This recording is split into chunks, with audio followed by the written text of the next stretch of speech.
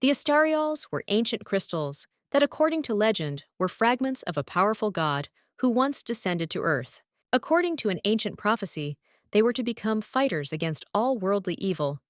It, described in legends, held a trident in its hands and had terrifying horns. The beautiful maiden, with her hands folded in front of her, bravely defended the world from fallen people who had made a treacherous pact with the devil himself in order to gain strength and power. These terrible creatures, non-humans, who betrayed their human nature and sold their souls, spread chaos and destruction around them. They stole human feelings, leaving people without emotions, turning them into empty shells. There was an ancient legend that was passed down from generation to generation, passing from one city to another. It was told to small children at night to warn them against dark forces and instill in them faith in goodness. The little girl was sobbing loudly, and her mother did not hold back her angry reproaches towards Claire. She angrily scolded the little girl for the fact that the maiden's actions had upset Eziel to tears. The girl with black hair standing in front of her mother firmly declared that she considered her friend stupid. These words caused even more irritation in her mother. A calm and very beautiful girl with bright multicolored hair, black in the front and white in the back, quietly noticed that her friend dreamed of a completely different gift from the May Fairy. With her arms folded across her chest, the woman asked sternly, with a wary expression, what exactly was wrong with this request. Not understanding why such words caused such a strong reaction in the little girl, the little lady said indifferently that she had known for a long time that it was their mother who gave them presents, and not the fairy, and therefore considered her friend rather silly for still believing in fairy tales. The little girl with blonde hair immediately rushed to one of her parents, holding tightly to the hem of her dress, as if seeking their support and protection from what was happening around her. She cried, and confusedly asking if spring witches really did not exist, looked for confirmation of her doubts, hoping for an answer that could restore faith in fairy tales and magic. Clutching her head, the woman asked in despair why she had been given twins who were like night and day, so different with completely opposite characters and habits. Putting her hand on her daughter's head, she hastened to calm the poor thing, trying to console her with warm words and a gentle look to restore her confidence and calm. Claire turned to Eziel, saying that she was wrong, and that her mother was unlikely to be that fairy, deciding to play along with the older lady in order to dispel some doubts and give the situation a light touch of humor. The little children's palms crossed, and their fingers intertwined, creating an invisible connection and symbolizing a friendship that was so sincere and pure. Asiel approached her friend sincerely, saying that she was ready to make peace and asked for forgiveness, hoping that this would help restore their friendship and return the previous atmosphere of trust between them. Claire couldn't help but notice how beautiful her neighbor's smile was.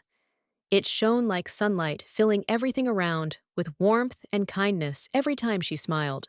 Before leaving, Esiel turned to her mother, saying that she and her friend were going to go and play on the lawn, hoping that her mother would approve of their choice and would not object to fun games in the fresh air. The village was small, with cozy little houses surrounded by green trees and picturesque nature, creating an atmosphere of peace and tranquility where everyone could enjoy the simple joys of life. Two girls were playing happily in the forest, in a sunny clearing where bright flowers grew, blooming in a variety of shades and filling the air with delicate aromas. The girl's hand plucked daisies, flowers that signified tenderness, purity, and simple joy, symbolizing the innocent dreams and bright hopes that lived in her heart. Smiling happily, Esiel loudly announced that she was going to make a beautiful flower bouquet for their mother to surprise her and bring some joy on this day. Claire happily agreed that it was a great idea, and inspired by her friend's suggestion, asked for another flower bouquet to be made for herself. The little lady herself was bored, and the wind that ruffled her black hair only increased this feeling, causing the little girl to sigh and look around for entertainment or something interesting that could dispel the melancholy. Looking at the village, she did not understand why all the children believed in the May Fairy, because in her opinion, these were just fairy tales and fiction, and it seemed strange to her that the children were ready to perceive these stories as reality. Claire, when she first heard about the witch, immediately realized that it was a lie, because common sense and life experience told her that such stories could not be true, and that true magic existed only in the imagination. Unlike her twin, the little one always felt like a black sheep whom no one understood or accepted, which made her feel lonely. But she still remained true to herself, striving for self-expression. Their mother, raising her daughters without a father, did everything possible to provide them with a cozy and warm home, trying to give them the love and support that are so necessary for the formation of their personality. However, the small family still moved frequently, and Claire, rubbing her tired eyes, asked if they were going to travel again, hoping that this time they would stay in one place and find at least a little stability. The little girl quickly realized that they were on the run, holding tightly to her mother's hand, who, despite her anxiety, confidently said that when they grew up, they would understand everything and be able to deal with the difficulties that were now haunting them. The lady could also do something that other children could not. By waving her hand, the girl used her magic, causing bright sparks and magical effects around her that were worthy of admiration. The sister laughed happily as the wind her friend had caused playfully tickled her body, filling the atmosphere with the fun and lightness that they both loved so much. Sel looked in surprise at the flowers that flew away into the blue sky, and her light hair fluttered in the wind as if they too had become part of this game of nature. The dark-haired girl couldn't refuse her sister's request to return the flowers so she could weave a beautiful wreath out of them, because she knew how much her friend dreamed of it and how it would bring them joy on this sunny day. Claire waved her hand, and the flowers swirled in the air, returning to them in a veritable hurricane of bright petals, as if responding to her wish and creating a magical atmosphere around them. The second lady raised her hands in genuine joy and excitement, expressing her genuine delight and deep admiration for how amazing, talented, and truly wonderful her sister was. Leaning back on the soft green grass, Claire decided to enjoy this moment of peace and tranquility, knowing that they would soon have to leave again.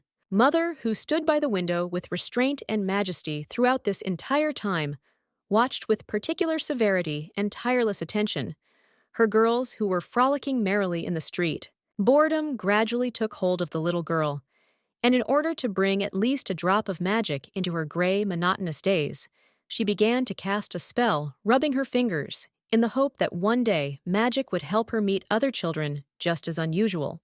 Suddenly, Sel called out loudly to her friend, shouting something unintelligible, and without wasting a second, quickly ran towards her, as if in a hurry to share something important and urgent. The beauty pointed with delight to the flower crown that adorned her head, while behind her stood a group of tall and gloomy men whose frightening figure contrasted sharply with the joyful smile and delicate decoration. Claire, seized with panic and screaming for her sister, rushed towards her, afraid that she could be harmed at any moment, ready to sacrifice everything for her safety. Suddenly, heavy footsteps were heard in the silence, and behind the little girl, a tall-booted male figure appeared, seemingly out of nowhere, filling the air with an unsettling presence. It was a man whose face was hidden in shadow, and he was wearing expensive clothes that emphasized his enigma and high position, which added an air of mystery to his image. The man dropped to one knee next to the girl, trying to get to her level so that their eyes would meet and he could speak to her with kindness and understanding. Without thinking twice, Claire made the decision to use her magic to drive the man away and protect herself and her sister, determined and ready to fight any battle for their safety. But suddenly, the magic dissolved in her small hands, as if something invisible had blocked it, leaving Claire confused and despairing as she realized that the magic had not worked as intended. The little girl froze in shock when the guy with a smirk on his face said that he was pleased to know that the little lady at such a young age already had mastered the basics of magic, causing mixed feelings of delight and fear in her heart. The man was stunningly handsome, with softly falling blonde hair and unusual eyes that radiated mystery, which emphasized his refined appearance and clearly noble origin. Claire froze in place, unable to tear her eyes away from the older boy standing in front of her. She was shocked to realize that he looked remarkably similar to her, like a reflection from the distant future, which caused a storm of mixed feelings in her soul. The aristocrat sat down next to the child, his lovely long cloak softly stretching across the grass, creating a contrast between the luxury of his clothing and the simplicity of the surrounding nature. Suddenly, the little girl, realizing that she and her friend were in an extremely dangerous situation, turned sharply to face her, realizing that now they were alone, and there was a slight hint of anxiety in the air, emphasizing their vulnerability and defenselessness. Asiel, hidden behind her back, Claire, with unconcealed alarm on her face, resolutely shouted at the strange strangers, insistently demanding that they not come any closer to them, while waving her hand in their direction to emphasize her threat. A handsome nobleman, with refined manners and an enigmatic smile, slowly approached them, and casting an attentive glance, asked if the girls were twins, as if wanting to unravel their secret and learn more about their unusual connection. After which, with a serious expression on his face, he asked if they were Claire and Egil, as if trying to establish their true identities and understand what role they played in this mysterious world. The man smiled slightly, trying to reassure the children and not look too menacing. His friendly expression was meant to dispel their fears and set them in a friendly mood. Peering out from behind her, relative Egil stared curiously at the lovely smile of the stranger, whose charm and sincere light in his eyes made her forget about her worries and fears for a moment. And after that, she smiling joyfully from ear to ear with obvious relief and happiness, as if feeling support and understanding, looked at him forgetting about her fears. Unlike Claire, who remained wary, the girl behaved in a friendly manner and asked the name of the strange handsome man with genuine interest, thereby wanting to establish a connection with him and learn more about the mysterious man in front of her. One of the lady's hands involuntarily tensed near her dress when the man introduced himself as Artzel Constantine de Sadios. His name sounded with such impressive grace that a sense of importance and mystery hung in the air. It was a tradition among the nobility to give the father's name to the child who most resembled the mother and vice versa, which symbolized their family ties and unique connections, creating a special atmosphere of respect for the parent's merits and heritage. Feeling sweat running down her face, the little girl gathered her courage and, with a slight trepidation in her voice, asked the strange gentleman what he wanted from them, trying to remain confident despite the difficult situation. Suddenly, a loud cry was heard, and the woman in a panic rushed towards her daughters, trying to find them among the crowd. Anxiety filled her heart, and fear for the well-being of the children made her move faster. Sel, with a joyful smile shining on her face, cheerfully turned towards her mother, and full of happiness and love, exclaimed in response to her, filling the space around with tenderness and affection. Stopping tiredly to catch her breath, the beauty looked at those around her, and with a slight smile said that it was time to eat, emphasizing the importance of taking care of yourself and enjoying moments of relaxation in the company of friends. However, Carlotta, that was her name, froze in shock when she saw an old acquaintance standing in front of her, and memories of past meetings suddenly filled her mind, making her heart beat faster. The maiden, hugging one of her daughters, said with firm determination in her voice that she had never thought that fate would bring her together with him again. She was sure that the wonderful daughters would be much better off and calmer without his presence. Turning away abruptly from her former lover, Carlotta felt a wave of irritation and pain growing inside her, and with difficulty holding back her emotions, she asked why he had come, wanting to leave this unpleasant place as soon as possible.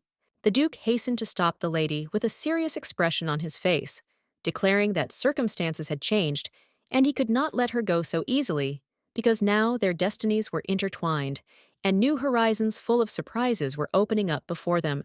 Claire, listening in amazement, realized that this man was their mother's husband, and soon their conversation naturally turned to divorce, which she could not believe, being in a state of inner turmoil.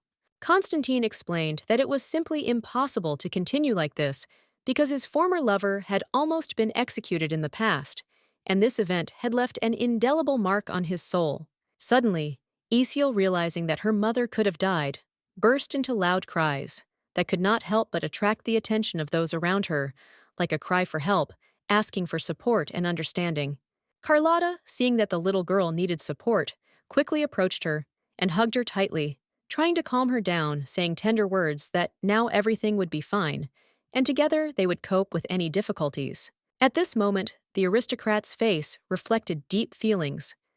It changed, and an expression of regret and sorrow appeared on it, as if she realized that something terrible was happening, causing sadness and melancholy in her heart.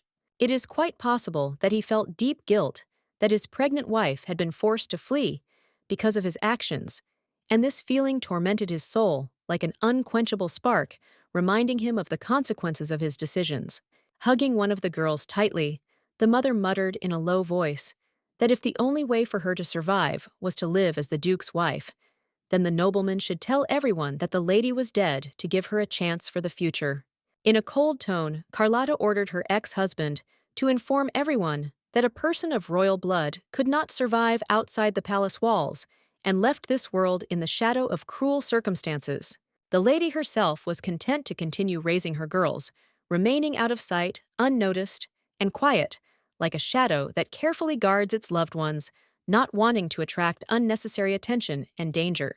Claire watched with curiosity her so-called father, whom she had previously heard about only from her mother's stories, and now seeing him in person, she experienced mixed feelings, wariness, interest, and hope that the meeting could change everything. There were rumors that Constantine was an important person on close terms with the emperor, and that in the past he had fought with sword and shield in defense of his country and earned the respect of his comrades. Others claimed that he married the daughter of a former emperor, thereby strengthening his ties with the aristocracy and gaining additional influence in political circles, which further emphasized his importance in society.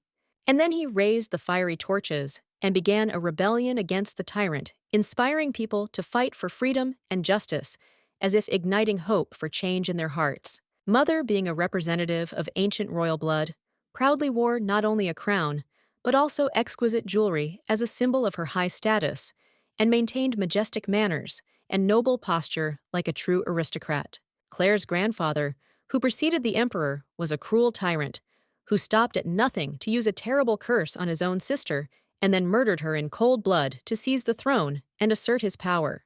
Clutching the hem of her mother's skirt, the girl could not comprehend or believe that her loving mother had once been the daughter of a former fallen villain whose dark reputation would forever remain in history. With a decisive step, Constantine went to his wife, asking her a question full of hidden excitement. Did she really believe that that man had lived all this time in prosperity without experiencing difficulties? Reaching out his hand, but not daring to touch the man, looked at his wife with pain in his eyes, quietly saying that without her, he did not live, but only existed like a shadow of his own soul, having lost the meaning of life.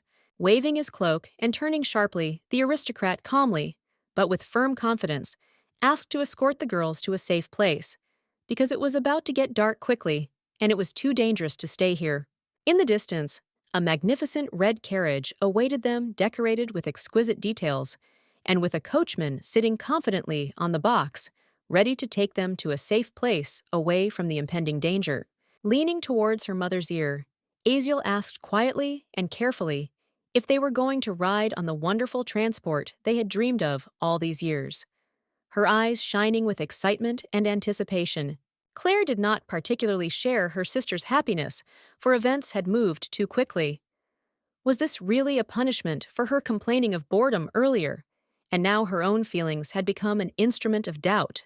The girl's hands tightly grabbed the palms of her relative, and her voice full of sincere delight, loudly asked to go together, share this moment, and open a new chapter in their lives, full of adventure and joy. Without thinking twice, Aziel pulled her sister towards the carriage to sit down and ride with the breeze, feeling how the fresh air filled their hearts with joy and freedom, promising unforgettable moments together. Thoughtfully closing her eyes, Carlotta could not understand who exactly the girl had grown into, being so life-loving and cheerful, as if her bright mood was caused by magic that filled their world with bright colors.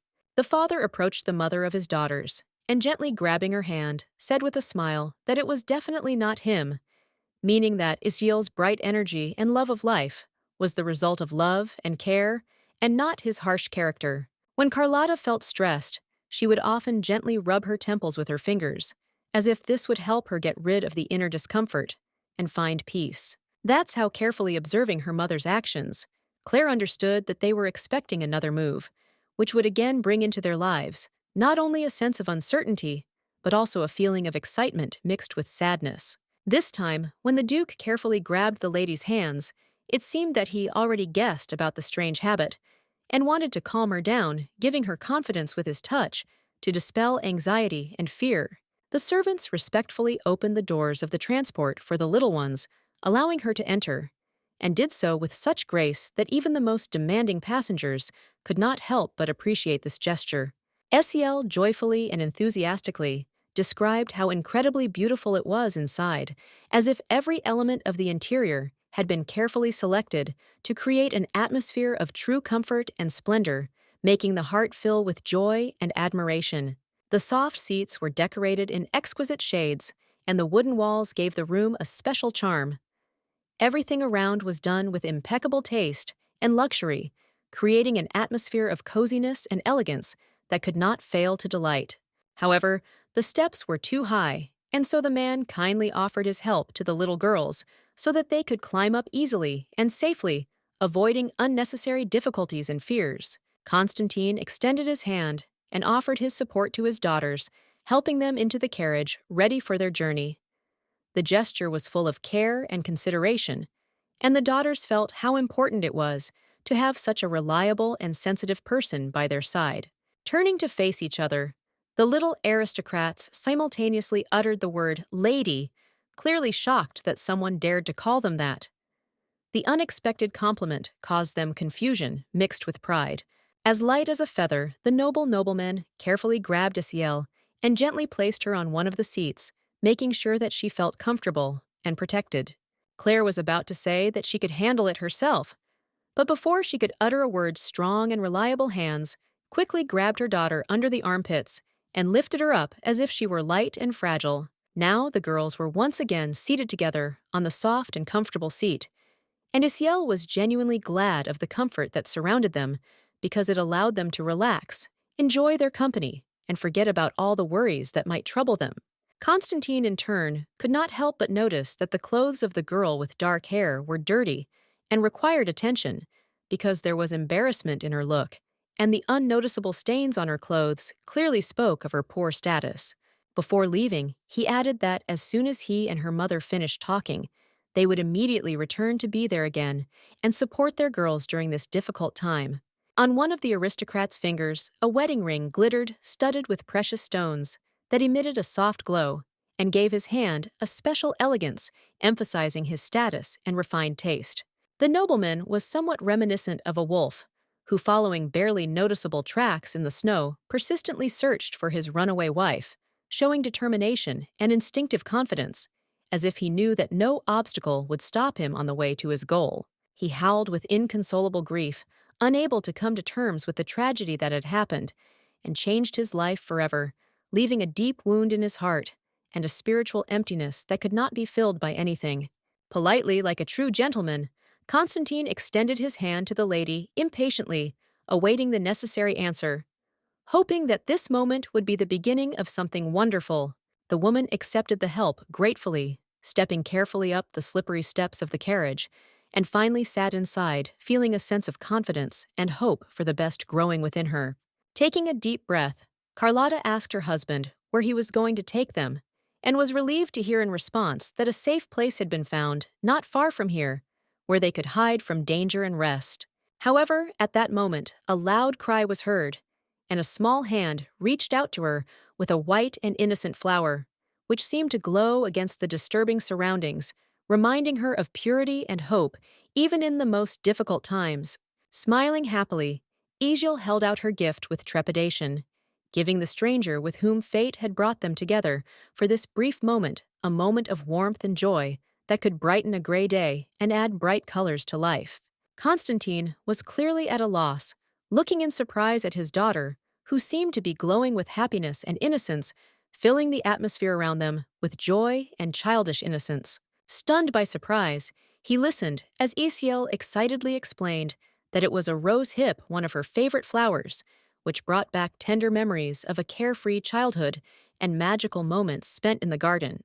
Suddenly, a happy smile appeared on the face of the fearless Duke, as if the rays of the sun had broken through the clouds, illuminating the man's heart and filling his soul with joy that he had not felt for a long time.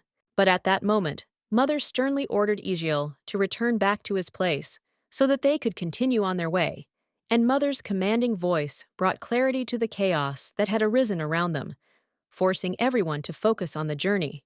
Listening attentively to his wife's instructions, the man carefully closed the carriage door, trying not to embarrass the ladies with his presence, and thus showing respect for their delicate feelings.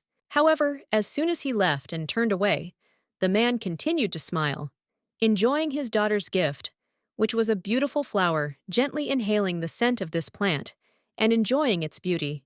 Claire, looking out the window, immediately realized that her uncle was not a simple man and could not understand her mother's strict and rude attitude towards him, which only increased her bewilderment and desire to understand this situation.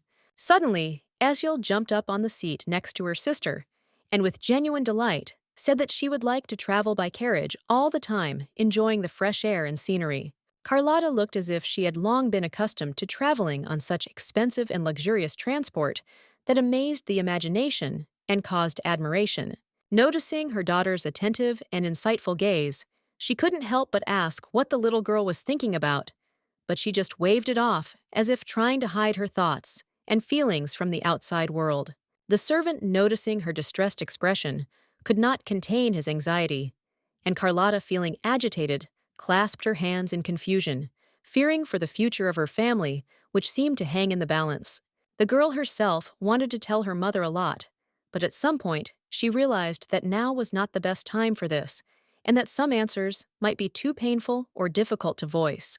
The vehicle sped through green grassy fields, and the bright blue sky stretched above, sparkling in the rays of the sun, creating a feeling of freedom and vastness. Soon night fell, and the stars began to shine in the sky, and dark trees began to appear around, creating an atmosphere of mystery and silence, as if nature was wrapped in a night blanket.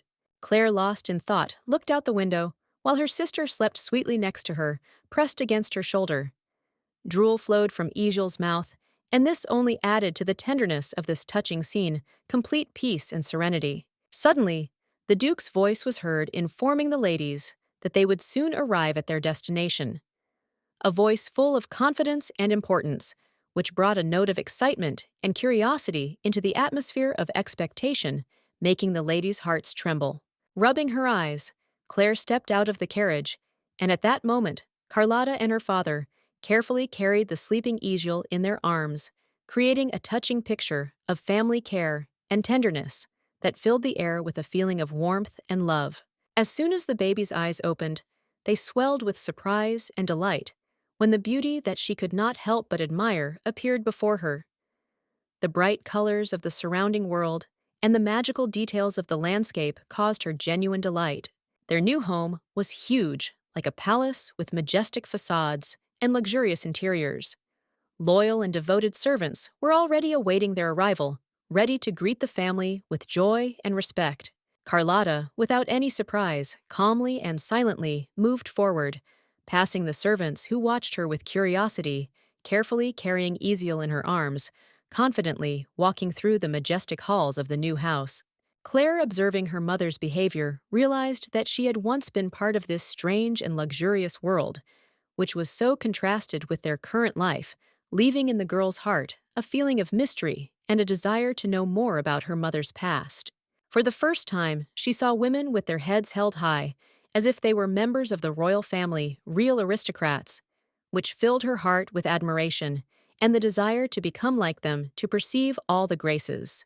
The nobleman, like his wife, acted with kindness and tenderness, taking his second daughter in his arms, as if protecting her from the entire surrounding world, ready to protect her from adversity and give her all his love and care.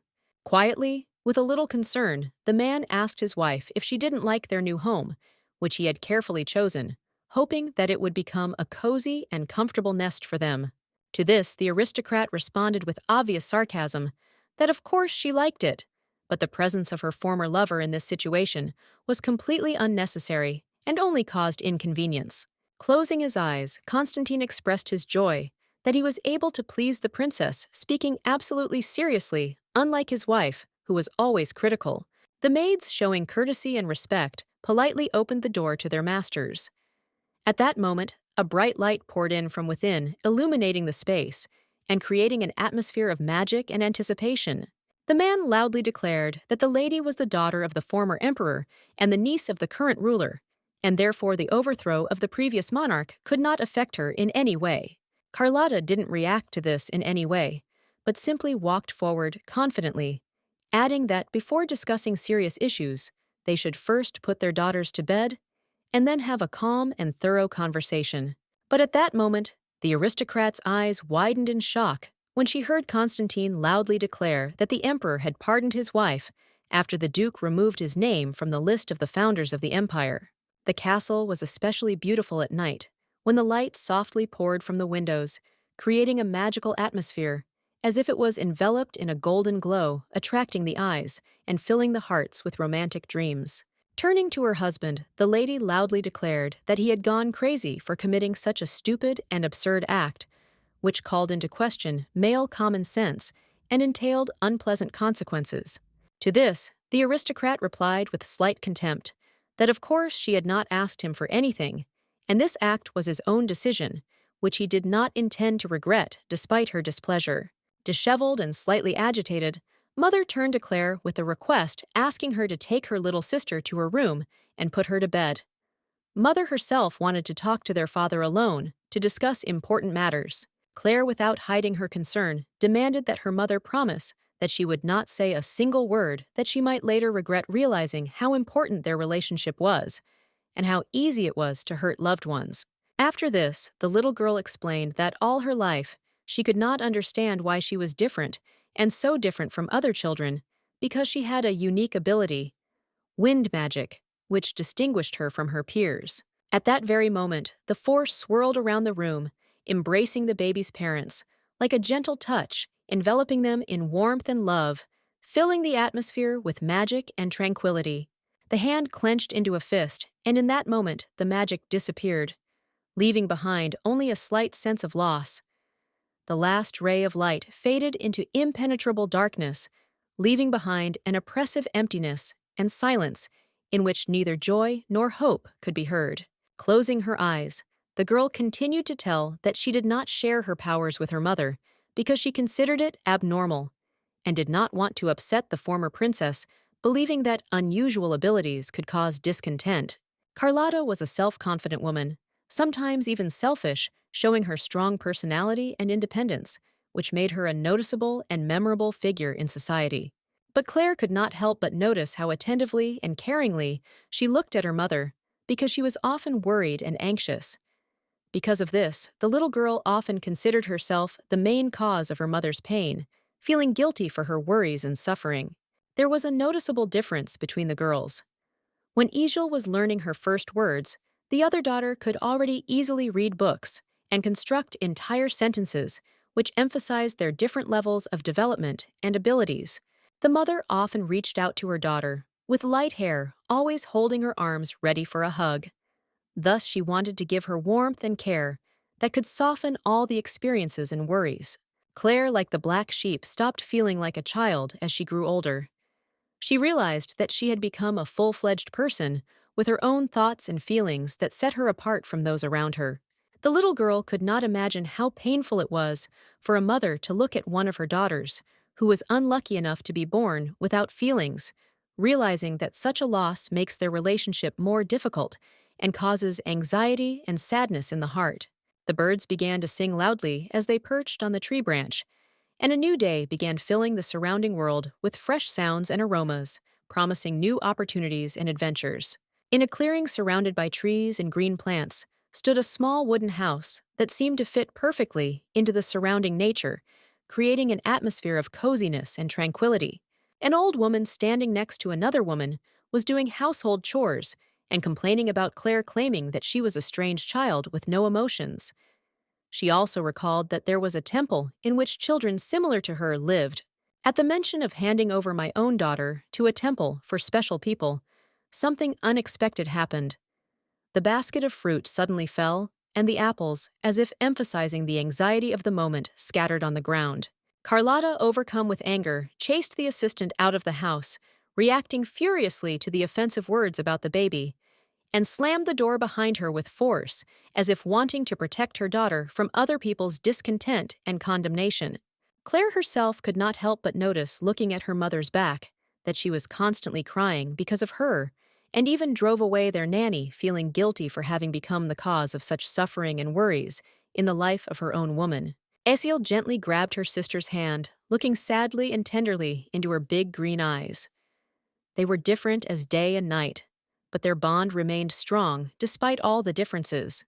However, despite everything, the small family loved the strange girl without feelings and emotions, for which she was sincerely grateful to them.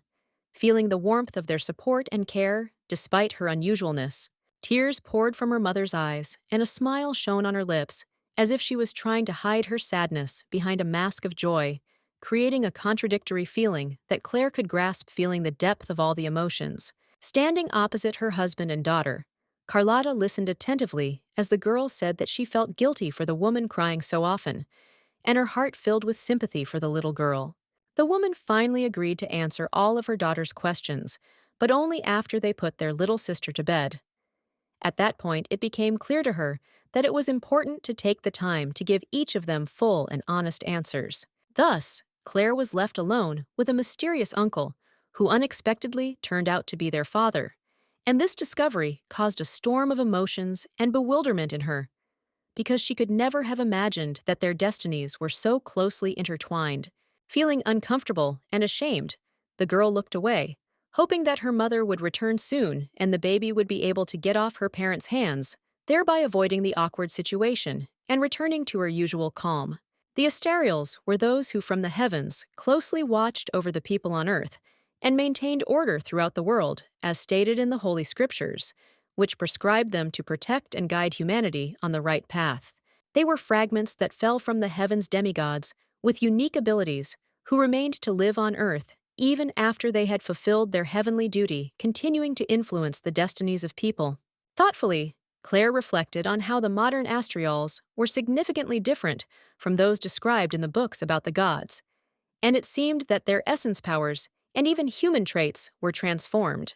A plate of desserts was placed on the table, which amazed with their taste and uniqueness, filling the festive atmosphere with a sweet aroma and creating a mood of joy and surprise for all those present. The Duke's family sat at a table that was literally bursting with various treats. The generously laid table beckoned the guests with its delicious dishes and tempted them with an irresistible desire to try every delicacy. The little girl stared at the desserts, unable to tear herself away from their abundance, and then asked hopefully if they could have the same feast tomorrow morning when Egil woke up.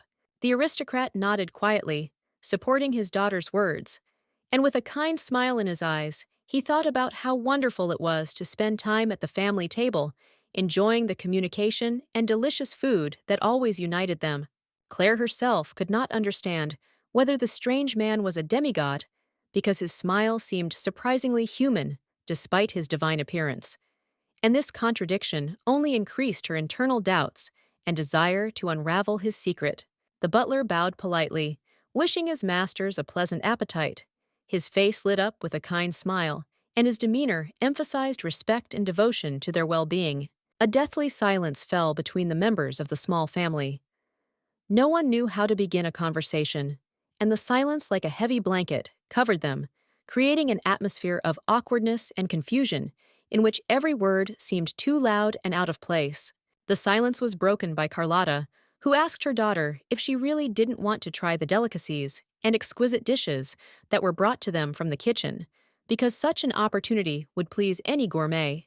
To this, the little girl dryly replied that she would eat in the morning when her sister woke up, preferring to postpone the treat until the moment when they could enjoy the dishes together and share the joy of communication. Noticing his wife's bewilderment, the aristocrat explained that he had previously promised Claire that he would prepare the same desserts in the morning for her and for Egil, because he wanted their morning to begin with joy and sweet pleasure. The woman nervously took the cup and drank the tea, saying that it seemed like she had something important to tell her daughter, and her heart was filled with anxiety at the thought that the revelation could change their relationship and affect the future of the whole family. The little lady listened attentively to her mother's words, that she was read as different from all the other children of the same age, and this did not mean that the little one was bad. Then suddenly, Claire asked her family an unexpected question, wondering if she was the Asterial the book spoke of, and this interruption of the quiet conversation caused excitement and surprise. The smart girl couldn't help but notice that she was very similar to her father, who was just as emotionless and calm, and this realization gave rise to mixed feelings in her. Moreover, the two of them possessed magic and could control it with amazing ease, which opened up limitless possibilities for them, allowing them to demonstrate their powers in a variety of situations and overcome obstacles. Here, the Duke suddenly intervened in the conversation and asked his daughter if she had had any difficulties in her relationships with other people. His voice sounded caring, and his eyes showed a sincere desire to understand what was going on in the lady's life. Taking silence for an answer, he continued that his daughter had a special gift that made her unique, and this gift not only distinguished her from others, but also opened doors to new opportunities for her. Not understanding what the strange uncle was talking about, the girl decided to distract herself with dessert, tasting it and enjoying the pleasant sensations that filled her with sweet pleasure and helped her forget about the embarrassment caused by the conversation. Suddenly, she stopped chewing, hearing from her father that she should not approach the emperor and the palace and also show her abilities in front of other people. The words caused alarm, making her think about what danger her gifts could bring. Crossing his legs, he explained that it was necessary to act within the framework of human laws and hide his powers, since an open display of magical abilities could attract unnecessary attention. Carlotta was displeased and said that her husband was a terrible father because when they first met, he immediately began giving such cruel instructions, and this only emphasized his inability to understand that the girl needed love. Staring at her reflection in the spoon, Claire was once again convinced that the gods in real life were different from those described in books and followed their own laws, which were sometimes incomprehensible and cruel. The deities kept wealth in the form of ornaments and gold for generations, passing them on from generation to generation, and these treasures served not only as symbols of their power, but also as evidence of eternal blessing. However, it is unlikely that the gods cared about the money that lay on the spoon and accumulated because their true nature was not in material wealth, but in the power and influence that they had over the destinies of people and the world. Setting her cutlery down, the little girl asked if there was anything else she should say to her parents at the table, her eyes shining with sincerity as she sought approval and support, hoping that words could improve the atmosphere at dinner. Claire also couldn't help but notice how upset her mother looked, and even a little angry, and this worry was transmitted to her, making her wonder what could have happened to cause such emotions in her loved one. Staring at his daughter, the Duke asked his wife why, since the beauty knew that children could be born gods, she had not told them about the gift, and there was bewilderment in her voice, because he did not understand why such important information remained hidden from them. The confused little girl asked what exactly the adults were talking about. Her curiosity was overwhelming, and she tried to understand why the conversation was taking such a serious turn when there was an atmosphere of wariness and incomprehensibility around. Looking down, Mother told me that Tara was actually the devil who gathered the first Estriel, causing them to become humans. The gods were invisible and pure, like bright beings, who tirelessly monitored order and harmony in the world, caring for the well-being of humanity. While Tara was the embodiment of everything bad and vile, with horns on her head and a cold gaze, she looked down on those around her as if she was above everyone else. Then Tara seduced Asteriola, and the deity became mortal, losing all his abilities except one which still remained and allowed him to exist in a new limited form.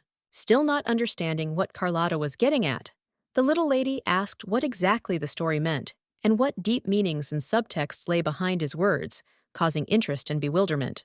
How suddenly everything changed. Life around seemed to be painted in bright colors, and I, not knowing how to tell my daughter about this turn of fate, stood in confusion, realizing the full complexity of the situation. The Duke took the initiative and, gently nudging his wife, said that it was best for her to tell her daughter everything, since he understood how important it was for their family. The truth was that Carlotta was actually a Terra, and feeling awkward, she looked down in embarrassment, as if trying to hide her true nature from those around her. Claire watched imperturbably as her mother, her face red with embarrassment, dropped her head into her hands, unable to utter a word, and in the silence filled with anxious anticipation, it seemed as if the whole world around her froze in anticipation of her reaction. While Constantine chuckled with a slight blush on his cheeks, he clearly found his wife's embarrassment amusing, and his cheerful look betrayed how much he enjoyed watching the woman's reaction.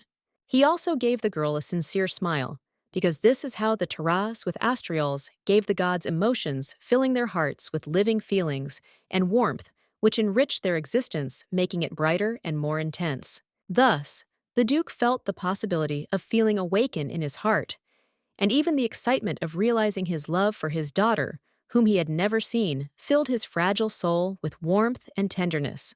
This also became a real disaster for the Asterial, because the moment they lost their impeccability, they became bound demons, prisoners of their own emotions and feelings, which ultimately threatened their freedom and true nature. Worried, Claire clasped her hands in front of her, feeling fear creeping up on her, afraid that something similar might happen to her someday, as every moment of her life reminded her of how easy it was to lose control of herself. The Duke went on to explain that demons were not very favored in the Holy Scriptures, as they were mortal beings with whom deities could fall in love, and this relationship often led to complex and confusing consequences. Carlotta tried to calm the girl down, placing her hand on her knees, while she in turn curiously asked where she should look for her own container full of hope and excitement. The aristocrat noted that she had a chance to meet her true soulmate, but she also faced many obstacles on the way to this meeting. A long and thorny path of life full of unexpected turns awaited her. Bowing his head, the man, looking intently at his beloved, added that the whole world would be reflected in her eyes, full of dreams, hopes, and endless possibilities that awaited them ahead. The woman hastened to reassure her daughter, saying that it did not matter whether they had a container or not. The beauty confidently added that Claire was a smart girl, capable of coping with any difficulties on her own. This did not particularly calm the little girl, who, imagining how she found her mate and their hands joined in a tender embrace, was tormented by the question, would the demon love her as much as she loved him? It was scary to realize that love might not be mutual when the guy turned away from the deity, who confessed his feelings, and his face distorted with disgust. It was unlikely that the girl could cope with the unbearable pain that her other half caused, and stretching out her hand forward in complete despair, she realized that every moment spent without mutual love took away a piece of her soul. So Claire was quick to ask her parents how they could talk so calmly about such important things, as if these conversations did not concern them personally, and she did not understand why they did not feel worried about such serious topics. A terrible grin appeared on his enemy's lips as he stated that it was better to put up with his mate's hatred throughout his life than to live without her, because her absence caused unbearable pain. The girl realized with horror that this strange uncle was actually obsessed with their mother, and this thought filled her tender heart with anxiety and fear, as if the shadow of evil was hanging over her. The little girl hung her head sadly, afraid of growing up to be like her father, while Carlotta, unable to contain her emotions, jumped up from her seat and furiously called her husband a crazy idiot, feeling both contempt and resentment towards him. The Duke agreed with his beloved's wise words, but noted that he should become a living example of what he wanted to teach his child, in order to inspire him to follow the right path and show how important it is to follow his principles. Carlotta, reassuring her daughter, assured her that whoever appeared in her life would certainly fall in love with such a wonderful girl like her, and everything would be fine with them, like in a fairy tale where the brightest dreams come true. This beautiful moment was ruined by Constantine, who said that there were people who might not like Claire, and his words seemed to cast a shadow on the atmosphere of joy and hope enveloping everyone in a sad premonition. Angry at her husband, the woman grabbed the baby in her arms, looking irritatedly at the man who, without thinking about the consequences, uttered inappropriate words, as if not realizing how they could hurt. She angrily demanded that the aristocrat immediately apologize and take back his words, as if these words spoken thoughtlessly could leave an unhealed wound in the heart and disturb the atmosphere of calm in their home. He had no choice but to get up from his seat and apologize to his daughter, placing his hand on his heart, as if he was trying to prove the sincerity of his words and correct the mistake he had made without thinking about the feelings of those around him. After seeing his family off to their sleeping quarters, Constantine tenderly wished the lady good night and sweet dreams, hoping that a deep sleep would be full of magic and peace. The ladies silently watched the mysterious man who had suddenly appeared in their lives and turned everything upside down, leaving behind a trail of intriguing changes and unforgettable emotions. Suddenly, the man froze, hearing the words of his beloved, who insistently ordered him to stay, instilling hope and fear, at the same time as if every woman's word wrapped itself around his heart, not allowing him to leave. Slender legs in elegant shoes confidently walked forward, producing a loud echo with each step, which resounded throughout the room, as if reflecting off the walls and filling the space with the sound of persistence and determination. Claire watched her mother in amazement, unable to tear her eyes away from the confidence that shone in her eyes, as if she was ready to overcome any obstacles in her path. The woman in turn grabbed her husband tightly by the front of his clothes, lifting him up with her hands in a cruel grip, and not allowing him to take a single step, thereby pinning her interlocutor to the spot with her irresistible will. The former couple in love froze. Their eyes met, and their bodies remained motionless in anticipation, as if time had stopped, and each of them hoped that something important and unforgettable would happen. Carlotta sternly ordered her husband to listen carefully, because she had spoken only once. The woman did not feel any hatred towards the Duke, but only felt the need to convey to him important words full of wisdom and sincerity. The boy opened his mouth in surprise, not understanding what was happening, as if the words he wanted to say were stuck in his throat and his thoughts were racing trying to comprehend the sudden change in the situation. The woman explained that she had previously felt hatred towards him and everyone around her when she was locked in the temple for special people, feeling completely alone and isolated from the world, which emphasized the suffering. And what was most irritating was how persistently the aristocrat continued to return to her, even after their arguments, as if nothing could break the bond that, in the woman's opinion, should have been broken long ago. Claire listened attentively to the words of her mother, who, after running away with the children, had a lot of time to think and change her opinion of her husband, reflecting on what had happened and finding the strength to understand him better. The man froze in shock when he heard that all this time, Carlotta had hated the very Duke, who had always so fiercely rushed to her aid, trying to protect and shield her from all dangers, which seemed absolutely incredible. Magic swirled around the couple, as the woman continued to say that in the past, no one believed that she could be his destiny, leaving a deep sadness and unfulfilled hopes in his heart.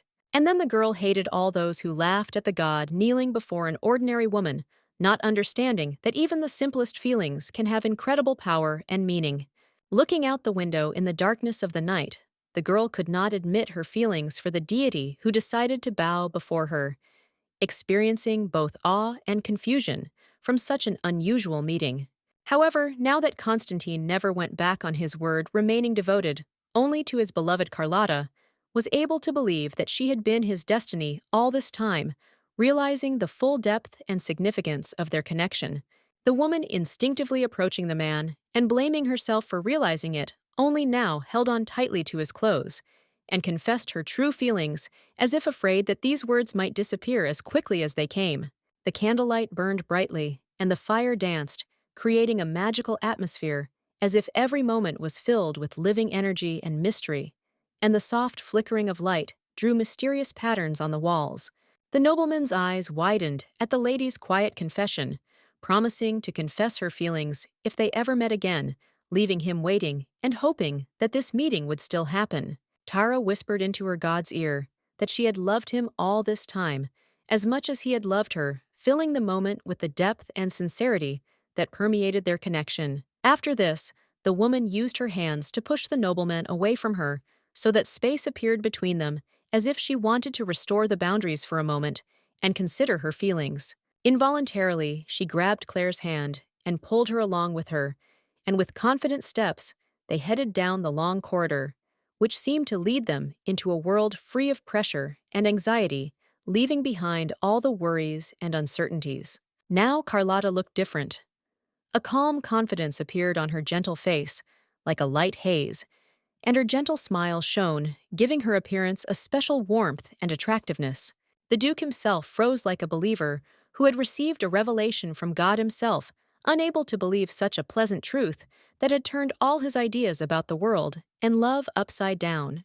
A new day had dawned, and the sun was shining brightly on the estate, flooding every detail with light, while the trees around swayed gently in the wind, creating an atmosphere of peace and harmony that was pleasing to the eye and filled the soul with calm. Isiel finally woke up, rubbing her large eyes, which still bore traces of sleep, with her hand, and taking a deep breath, tried to realize that a new day had already arrived, full of opportunities and unexpected adventures. The little girl could not help but notice that the new bed and clothes were surprisingly soft and pleasant to the touch, as if enveloping her with tenderness and care, giving a feeling of comfort and security in this new world. In a state of shock, the girl sat on the bed, looking at her sleeping mother and looking around at the rich room with expensive furniture, unable to comprehend how they ended up here and what awaited them ahead. Claire was awakened by a noise nearby and opened her eyes to see the blanket rising up as if someone was trying to get out from under it, which caused her mixed feelings of surprise and curiosity. Asiel, hiding under the blanket, wondered if they had died and gone to heaven, because everything around her seemed so unusual, and she couldn't help but notice how the old Duke was remarkably similar to Claire.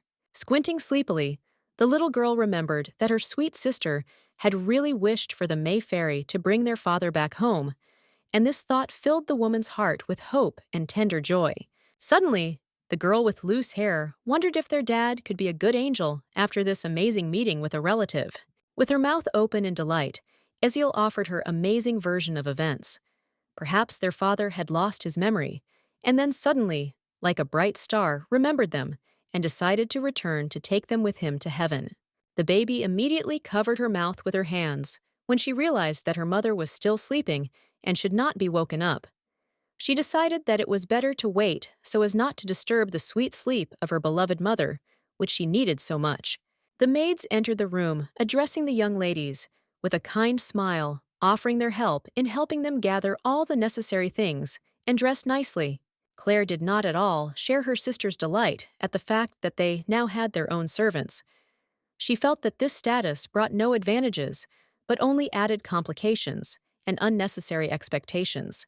The girls walked happily and carefree next to a beautiful fountain, which was located on a cozy street where bright flowers and green trees grew in beautifully maintained gardens, filling the air with fresh aromas of nature. Claire was outraged by the suggestion that they were all dead and passionately shared her opinion with her sister, trying to explain why she could not accept it. Having received a response from Isiel, who confidently stated that she felt quite alive, the lady froze in place, disappointed by her friend's naivety, not understanding how one could ignore the obvious. To confirm the words of her companion, the little girl glanced at the huge and majestic palace that had become their new home, its high towers and graceful balconies sparkling in the sun. After that, she slowly turned around and looked with slight surprise at the maids who stood politely nearby, ready to immediately carry out any order from their masters at any time. Esiel hesitantly placed her finger to her lips and agreed that while this place was not paradise, it was still quite cozy and pleasant to visit. Suddenly, a strong wind arose, and Claire's eyes opened wide in surprise and delight, and her hair, as if alive, began to flutter, dancing in the gusts of fresh air, creating an effect of magic and sorcery in this moment. It was the sister's fault, who suddenly stood in front of her interlocutor, smiling happily and causing surprise, as if suddenly interrupting the conversation with her bright appearance and relaxed atmosphere. There opposite them, that strange uncle suddenly appeared, who decided to take them with him to his luxurious house, appearing as a refined nobleman with elegant manners and a mysterious aura that aroused interest. Grabbing his relative's hands, Eziel confidently walked towards the man, greeting him with a kind smile and wishing him a pleasant morning, filling the atmosphere with lightness and warmth. Constantine was not alone. Behind him stood an attractive guy in a formal suit with large expressive eyes, hidden behind stylish glasses, which gave him a special elegance and intelligence. Covering her mouth with her hand in embarrassment, Isiel realized that they were no longer alone, and the one she was talking to was screaming loudly right in front of the stranger, causing her to feel awkward and want to disappear from his sight. The handsome man bowed politely and greeted the aristocrats introducing himself as the butler, whose name was Baronet Louis Racina, radiating grace and confidence that only emphasized his elegant appearance. Smiling, the boy said that he had served the Duke since his youth, telling about it with pride and tenderness, as if every word was imbued with respect for his long-standing work and devotion to his master. The girl's hand firmly grasped her uncle's sleeve, and she called him with a gentle voice, sincerely trying to attract his attention, as if she had many ideas and questions that she wanted to discuss with him. Ciel, with the naivety of a child, asked the man who had given them shelter if he was a real duke, looking at him with curiosity and hope, as if she was looking for confirmation in his words of her dreams of a noble life and magical adventures. Slowly, Constantine nodded, confirming the little girl's words, his gaze remaining indifferent and devoid of emotion, as if he himself did not share the delight and curiosity that shone in Eziel's eyes. Suddenly, the man's hands gently touched the girl's light hair and carefully attached a hair clip with a cute bunny to it, adding playfulness and weightlessness to the image. This gesture was intended to emphasize youthful spontaneity and tenderness. After this, the handsome man approached his second daughter and carefully adjusted the sleeve of her bright dress, which was slightly wrinkled, giving the gesture a note of care and attention. The Duke wanted to make sure that she felt comfortable and confident in her outfit. The little girls froze in front of the aristocrat, who was sitting on his knees in front of them, carefully hugging his children, radiating warmth and tenderness, as if he wanted to create an atmosphere of safety around them, despite all external circumstances. Ciel put her hand to her mouth and said quietly that Claire was very similar to the Duke's strange uncle. Her large eyes were shining with curiosity, and her voice sounded as if she was sharing her small but important discovery with the world. And after that, she revealed their little secret, that her sister's hair was as white as the nobleman's when her mother did not dye it, emphasizing this amazing resemblance with undisguised delight. When Constantine stared at her with his attentive gaze, the girl hastened to explain that her dear mother had prepared a special dye to hide the unusual white color of her hair.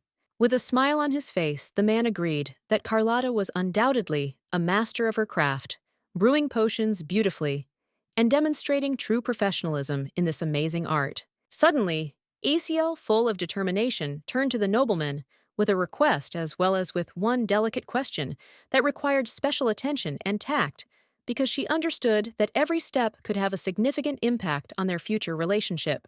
The girl explained with a smile that she and Claire were twins, and that they would both be turning 9 in February, which certainly made their bond special and unforgettable. With a smile on her face and genuine curiosity, Ciel asked if the handsome man was their real dad, because her interest in family secrets and origins grew every day, and she could not help but ask herself this important question. The man nodded again, with the same calm and sweet smile, thus indicating that he was their parent, and his friendly expression created an atmosphere of warmth and trust. Unable to contain her delight, the little girl, with boundless, sincere joy, threw herself into the arms of her newfound parent, as if wanting to forever imprint this touching moment in her heart. Extending his hand towards his second daughter, Constantine warmly invited her to join them, hoping that this kind gesture would bring them closer together and create warmth and love in their small family circle. Claire's eyes widened in sudden delighted surprise, and her mouth dropped open, and she stood there awkwardly, unable to believe what was happening around her, as if time had frozen in this magical moment. However, after taking a few steps towards his family, the man, filled with warmth and care, tenderly hugged the baby as if he wanted to protect her from the whole world, giving her a feeling of security and unconditional love. Now all three of them hugged each other, and the little girls felt themselves under the reliable protection of their father, as if a strong wall of love and care surrounded them at this touching moment. Claire, blushing with embarrassment, felt a surge of happiness and slight excitement, as if an inner light illuminated her soul and filled her heart with joy, and her face blossomed like a spring flower, reflecting all her feelings. The butler, watching such a sweet scene of family reunion, also could not hold back his smile, because the joy and warmth that reigned around touched his heart and filled the atmosphere with unforgettable emotions. The fountains exuded beauty and grace, and the sun's rays, reflecting off the streams of water, created mesmerizing reflections that seemed to dance in the air, filling the space with life-giving force and joy. There was a family idyll between them, and they continued to remain in this touching moment. The man, kneeling tenderly, hugged his daughters, pressing them to his chest, as if he wanted to protect and give them his love and care. Soon the evening came, and the kids, with smiles on their faces, sat at the table, enjoying sweet desserts that were prepared with love, creating a picture of fun and joy on this cozy family evening. Claire watched out of the corner of her eye as her mother sat outside the window in the company of her father, feeling pride and tenderness mix in her heart as she looked at this idol that she had dreamed of seeing for so long. Carlotta, frowning resolutely, ordered her husband to tell her everything immediately, her voice filled with insistence, reflecting concern and a desire to clarify the situation that was clearly troubling her. He, in turn, with an imperturbable face, clarified what exactly she wanted to know, his calmness contrasting with her emotional tension. He was ready to listen to all questions before sharing his own thoughts. Claire sat awkwardly at the table, aware that she was the only one who had heard her parents' conversation, and her heart was filled with a mixed feeling of anxiety and worry, because she understood that knowing their secrets could change everything in their lives. The woman recalled that her husband had organized her pardon, using his fame and name on the list of the empire's founders, which gave this event special significance and emphasized his influence in society, despite all the difficulties and contradictions. The man agreed with her that this was indeed the case, and the smart little girl immediately realized that they were talking about a coup in the empire, realizing how important this event was for the future of their family and the empire itself.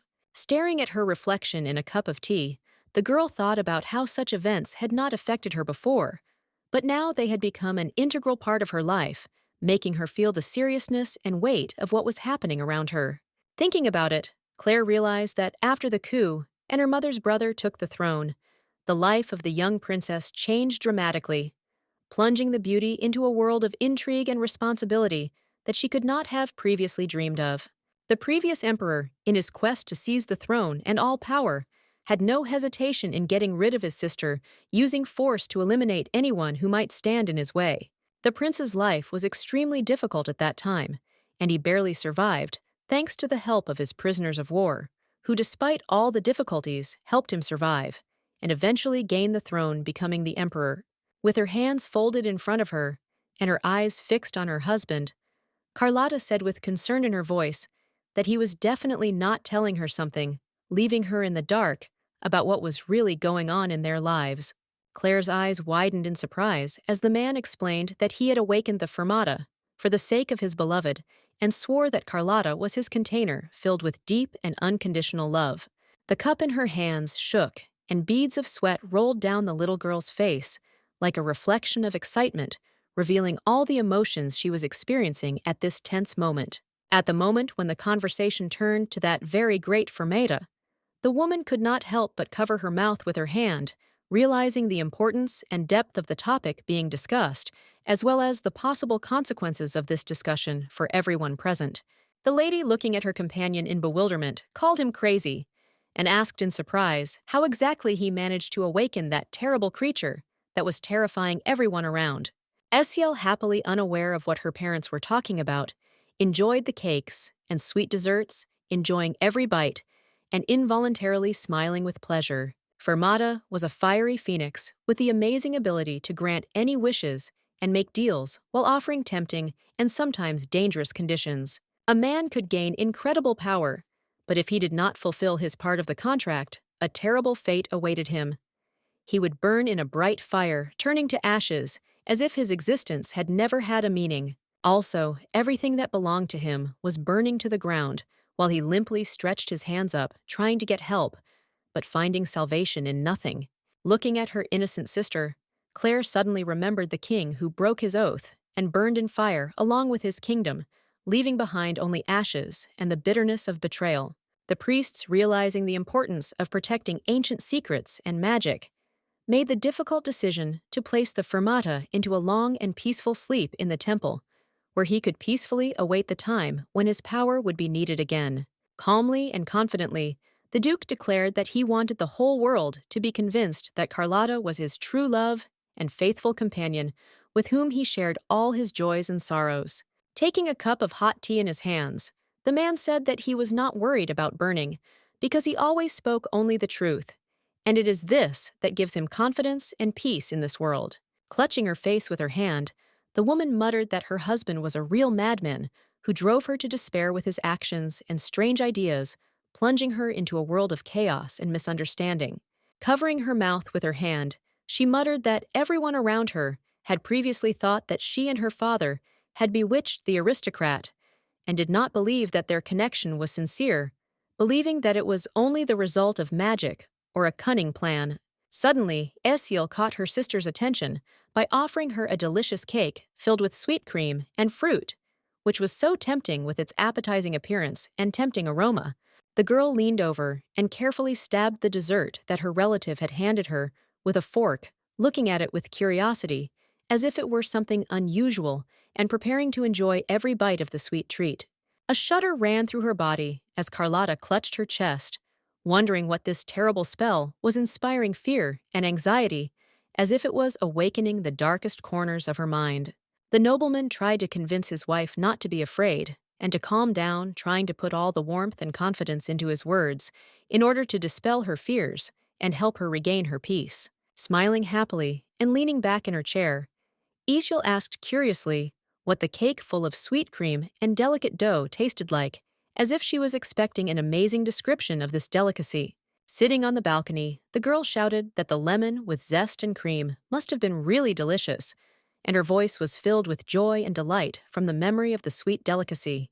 The aristocrat tried to hug his wife, but she brushed his hand away and persistently asked about the spell. The woman's voice trembled with anxiety because the mysterious words did not give her peace and caused vague premonitions. The man finally confessed that this mysterious creature forced the god himself to forever obey the will of the emperor, like a shadow that silently followed him at every step, ready to fulfill any whim and desire. From the parents' side, a piercing scream was heard from the mother, which made the girls freeze in horror. Time stopped, and each of them at that moment felt their hearts beat faster from anxiety. Claire was quick to distract her little sister by offering her a taste of one of the delicious desserts she had prepared the day before, hoping that the sweet treat would help dispel all her worries and bring a happy smile back to her face. The woman's eyes darkened, her body trembled with fear, and the horror reflected on her face indicated that she had realized the existence of such a terrible spell that could drive even the bravest and most courageous people mad.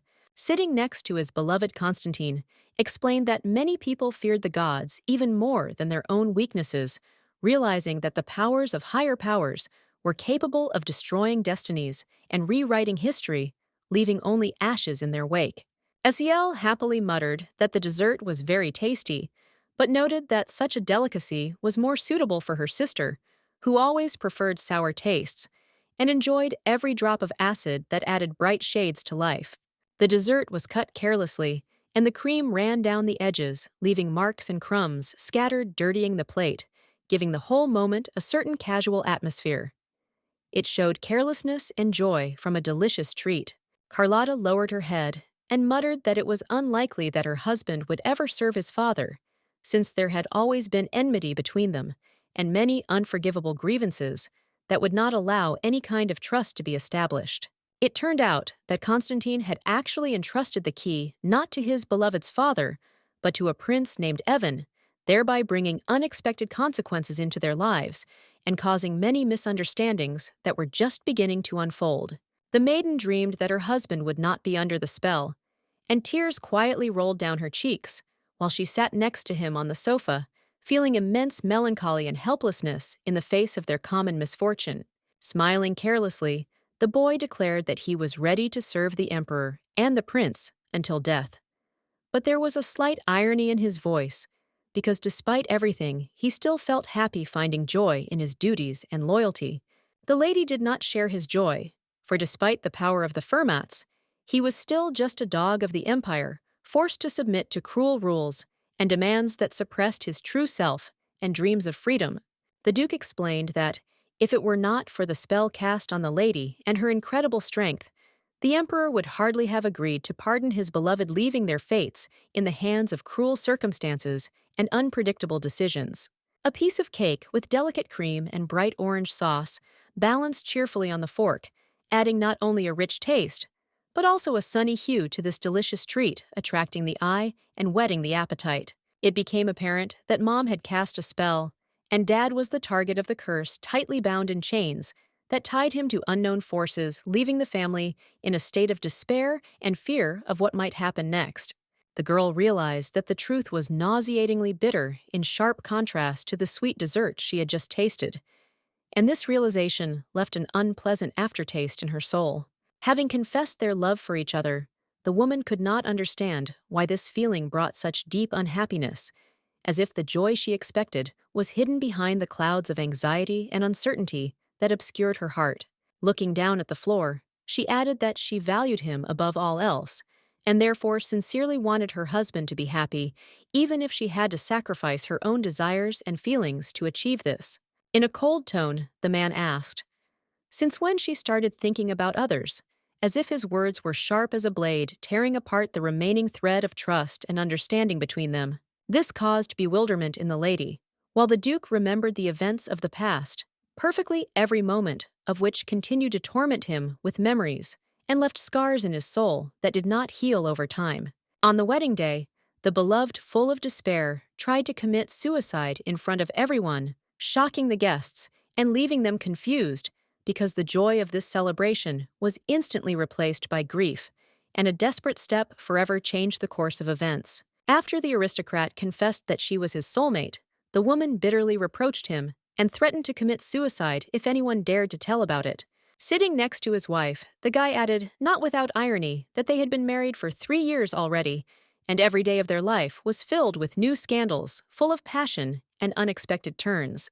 The man explained with great sincerity that his love for his wife was absolute, encompassing every aspect of their relationship, including the heated arguments and moments of depression when she needed support and understanding the most. After that, he promised to treat her the same way, regardless of her shortcomings, and to create an atmosphere of mutual understanding and support, where each of them could feel loved and valued despite their weaknesses. It became increasingly clear that the father was seeking to return his family to their former life of luxury and aristocratic wealth, dreaming of the times when they enjoyed the comfort and privileges of high society.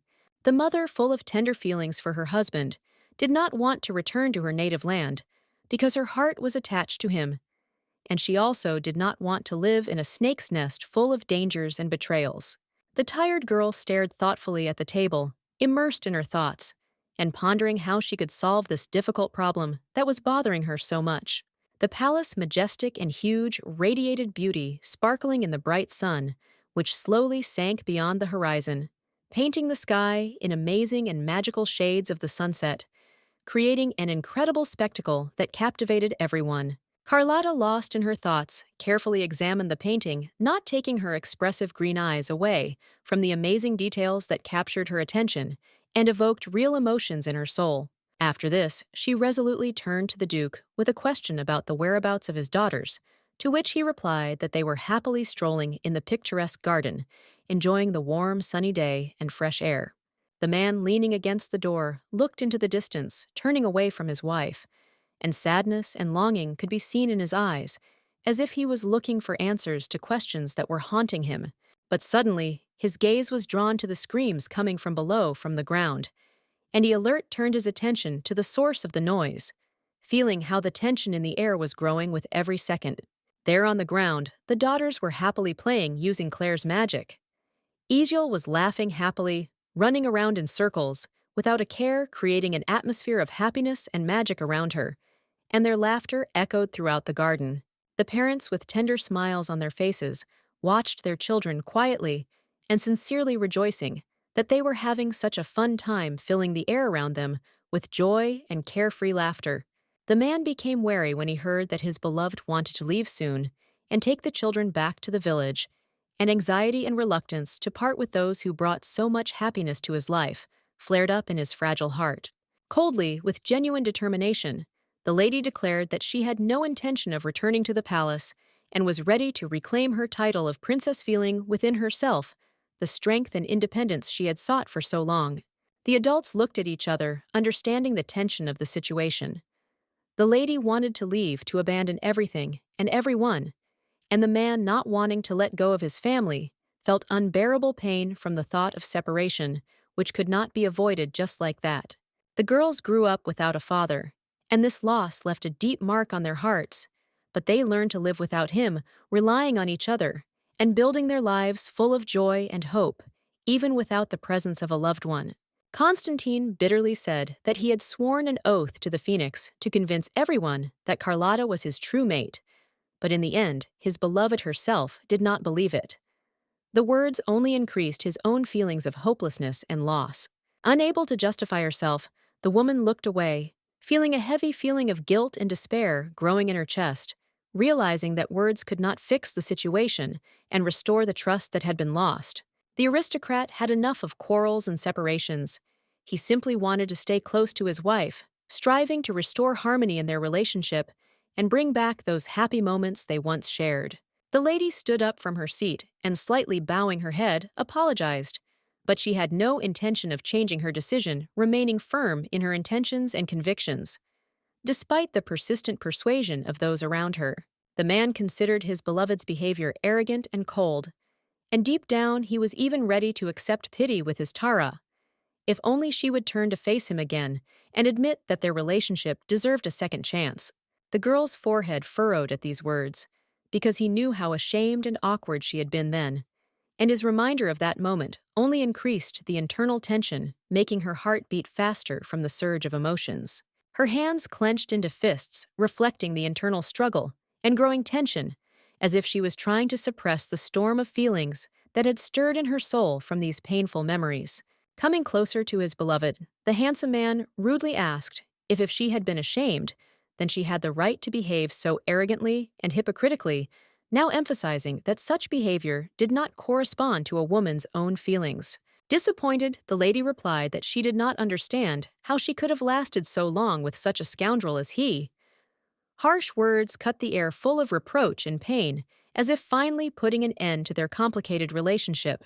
The nobleman insistently urged the girl to be honest and admit that she simply wanted to run away from her worst sin in life. From him emphasizing that such a decision would not make her stronger, but would only aggravate her internal contradictions and suffering. The man said angrily that his wife simply felt ashamed of her late father for loving a scoundrel like him. The words were laced with rage, as if he was trying to destroy the last drops of respect. An oppressive silence hung between the loving couple, as if an invisible barrier separated them, filling the air with the weight of unspoken words and emotions, leaving them uncertain about what would happen next. Carlotta bowed her head and asked if her husband really thought he knew her better than she knew herself, and there was confusion and bitterness in her voice, as if she was looking for confirmation of her own feelings and the truth in their relationship. After Constantine insistently suggested that everyone gathered together go to the capital, heated discussions arose about the appropriateness and importance of this trip for the further events and plans of the group. When they return, the girls will be officially included in the Duke's lineage, which will be a significant event for their family and will have a positive impact on their status in society, opening up new horizons and opportunities in the future. Surprised, the woman stopped at her interlocutor, asking him whether her title would be restored, since this decision could significantly affect her position in society and the future of her family. The aristocrat muttered with a smile that stripping the princess of her title made no sense, since she was still who she had always been, despite external circumstances. Their children, playing happily and carefree on the bright street, had a full and indisputable right to inherit the titles of their parents, since this was a natural continuation of their noble lineage and an important part of centuries-old traditions. The man was ready to do anything to protect his family from disasters and misfortunes, even to swear again to the phoenix, a symbol of rebirth and hope to protect his loved ones from any threats and ensure them a peaceful future. Standing on the balcony of his luxurious mansion, the nobleman, with full emotion in his voice, made a plea to his wife, asking her to return to him again, to restore what they had lost, and to revive their once sincere feelings. The beauty, with a slight sadness in her eyes, asked her husband for time to think, to consider her feelings, and decide how best to act in the current situation, trying to find the right solution for their relationship. Ultimately, she decided to stay in her lover's house, realizing that this also provided the daughters with a unique opportunity to get to know their father, better strengthen their bond with him, and create strong family ties that could become the basis for their common future. Standing in front of his wife and fearing that he might do something wrong, he asked her with trepidation to teach him how to be the best father in the world, knowing that it was a huge responsibility and hoping for support and wisdoms. He was interested to know what the girls liked, what made them laugh so sweetly and play so merrily, because he wanted to create an atmosphere of happiness and joy for them, full of magic and amazing moments. A light wind blew, and Claire's hair was tousled, as if fluttering in the air. She raised her head up to look at the balcony, where dreams and hopes seemed to be hidden, filling her heart with a slight tremor. From this angle, the parents were not visible. They were hidden by a high-rise building, and in the foreground, only a cold stone wall could be seen, creating a feeling of impenetrability and distance from what was once close and dear. However, she managed to overhear how coldly her parents communicated with each other. Their conversations were full of distance and alienation, which caused anxiety and sadness in her heart, making her think about how much their relationship had changed. The little girl thought about interrupting their conversation with Ejel, hoping that such an intervention would help resolve the situation. However, the adults were able to resolve the conflict themselves, demonstrating wisdom and understanding.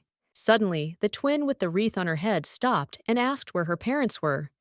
Her voice sounded slightly wary, as if she felt that something was wrong, and was looking in the eyes of those around her for comfort and answers to her unspoken questions.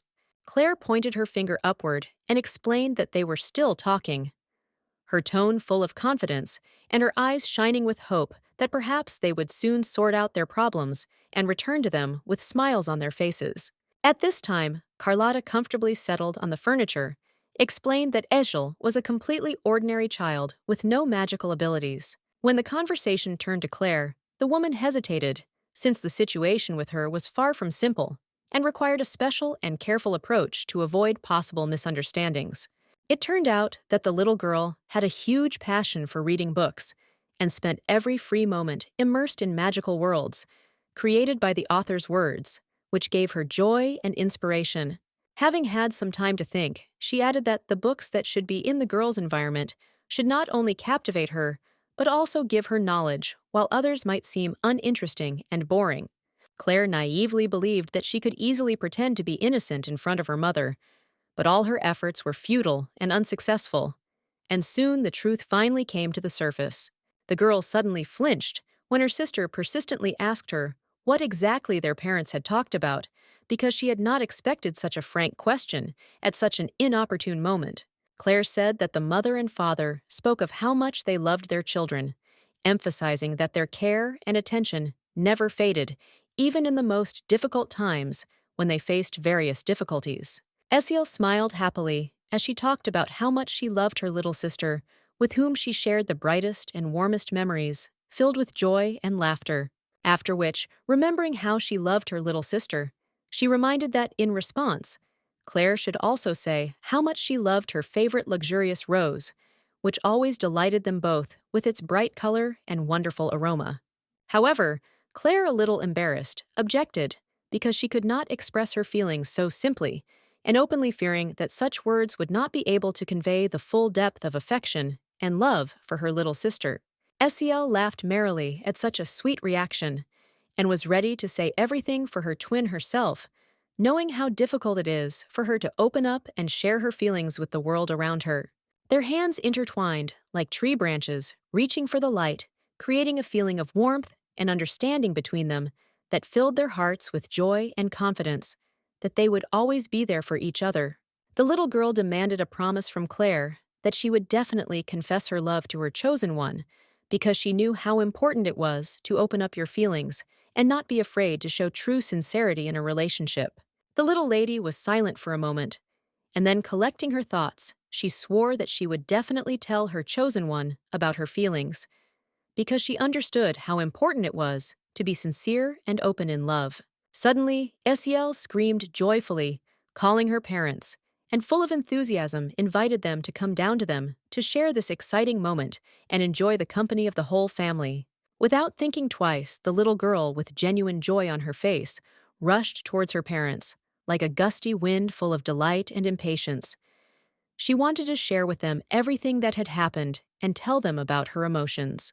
The mother leaned over to the girl and, with a gentle smile, asked if she had had a good time, sincerely interested in her impressions and experiences during a day filled with joy and discoveries.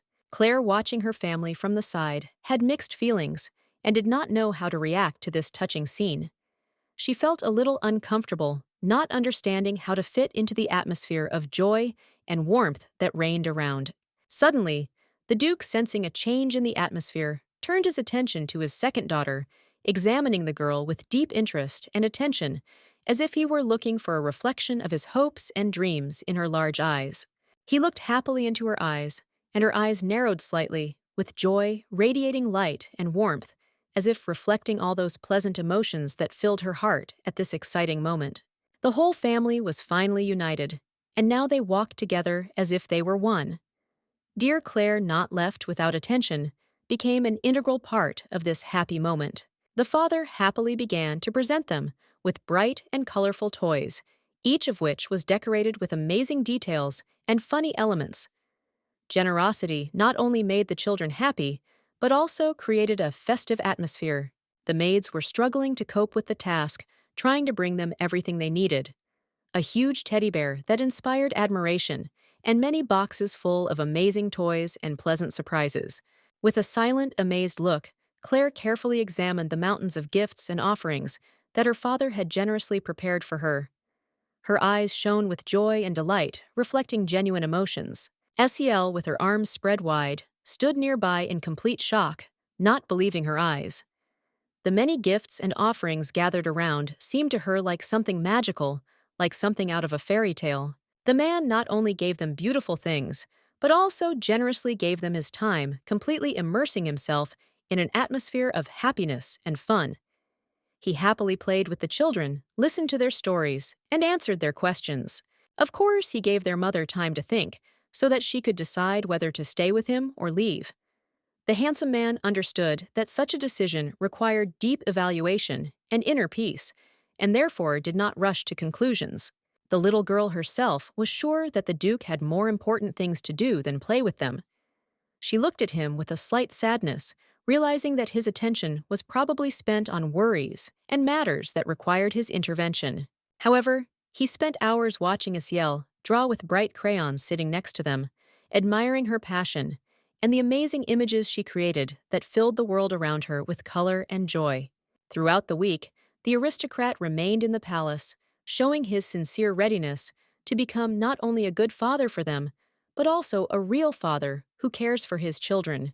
Claire covered her face with a book, not being prepared for such a caring father to appear in her life, who showed so much attention and love, causing her joy and confusion at the same time. The twin, unlike her sister, quickly accepted the new parent, experiencing joy and delight from his attention and care. Her heart was filled with happiness, and she happily sought out moments to spend time with him. The girl politely asked her dad to give her the red flower, her voice sounding gentle and trusting, as if she sincerely hoped that this small gesture would be the beginning of a special moment between them. Claire slowly turned the old woman over, not understanding how she could so quickly call a stranger her father, feeling mixed feelings within herself, from confusion to slight distrust of this new and unexpected turn in life. The Duke himself did not impose himself as a father on another daughter, remaining ready to wait as long as she needed to accept him and get used to a new world for her filled with care and attention. Moreover, communication with his children really made the aristocrat happy, filling his life with joy and meaning, and their every laughter and smile became a source of inspiration and satisfaction for him. Claire and her mother, with the same kind gaze, as if trying to convey to them all his sincere care and warmth that emanated from his heart, creating an atmosphere of trust and love in their family. The same eyes as the girls reflected the face of the daughter, and they really were very similar to each other, which created a feeling of deep family connection and familial love despite all the changes in their lives. The nobleman politely asked if he needed to bring anything for Claire, to which she declined, thanking him sincerely for his offer, and attention feeling a little embarrassed by his excessive concern. Embarrassed with a bright red face, she covered herself with a book, as if hiding from the curious glances of those around her, and in response to her embarrassment, she felt someone smile warmly, instilling in her confidence and calm. When the little girl became interested in reading, he happily brought her even more books, trying to give her the opportunity to immerse herself in amazing worlds and exciting stories. Sel, on the other hand, bought the man more dolls that the little girl with blonde hair loved so much, hoping that this would bring her joy and make her happy.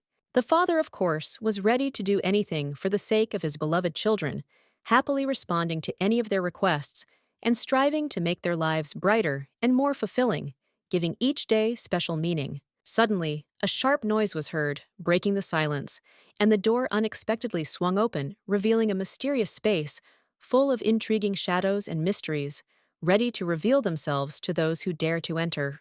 Carlotta could not help but notice the efforts of her husband, who tried his best to integrate into the new team, showing perseverance and enthusiasm in every step.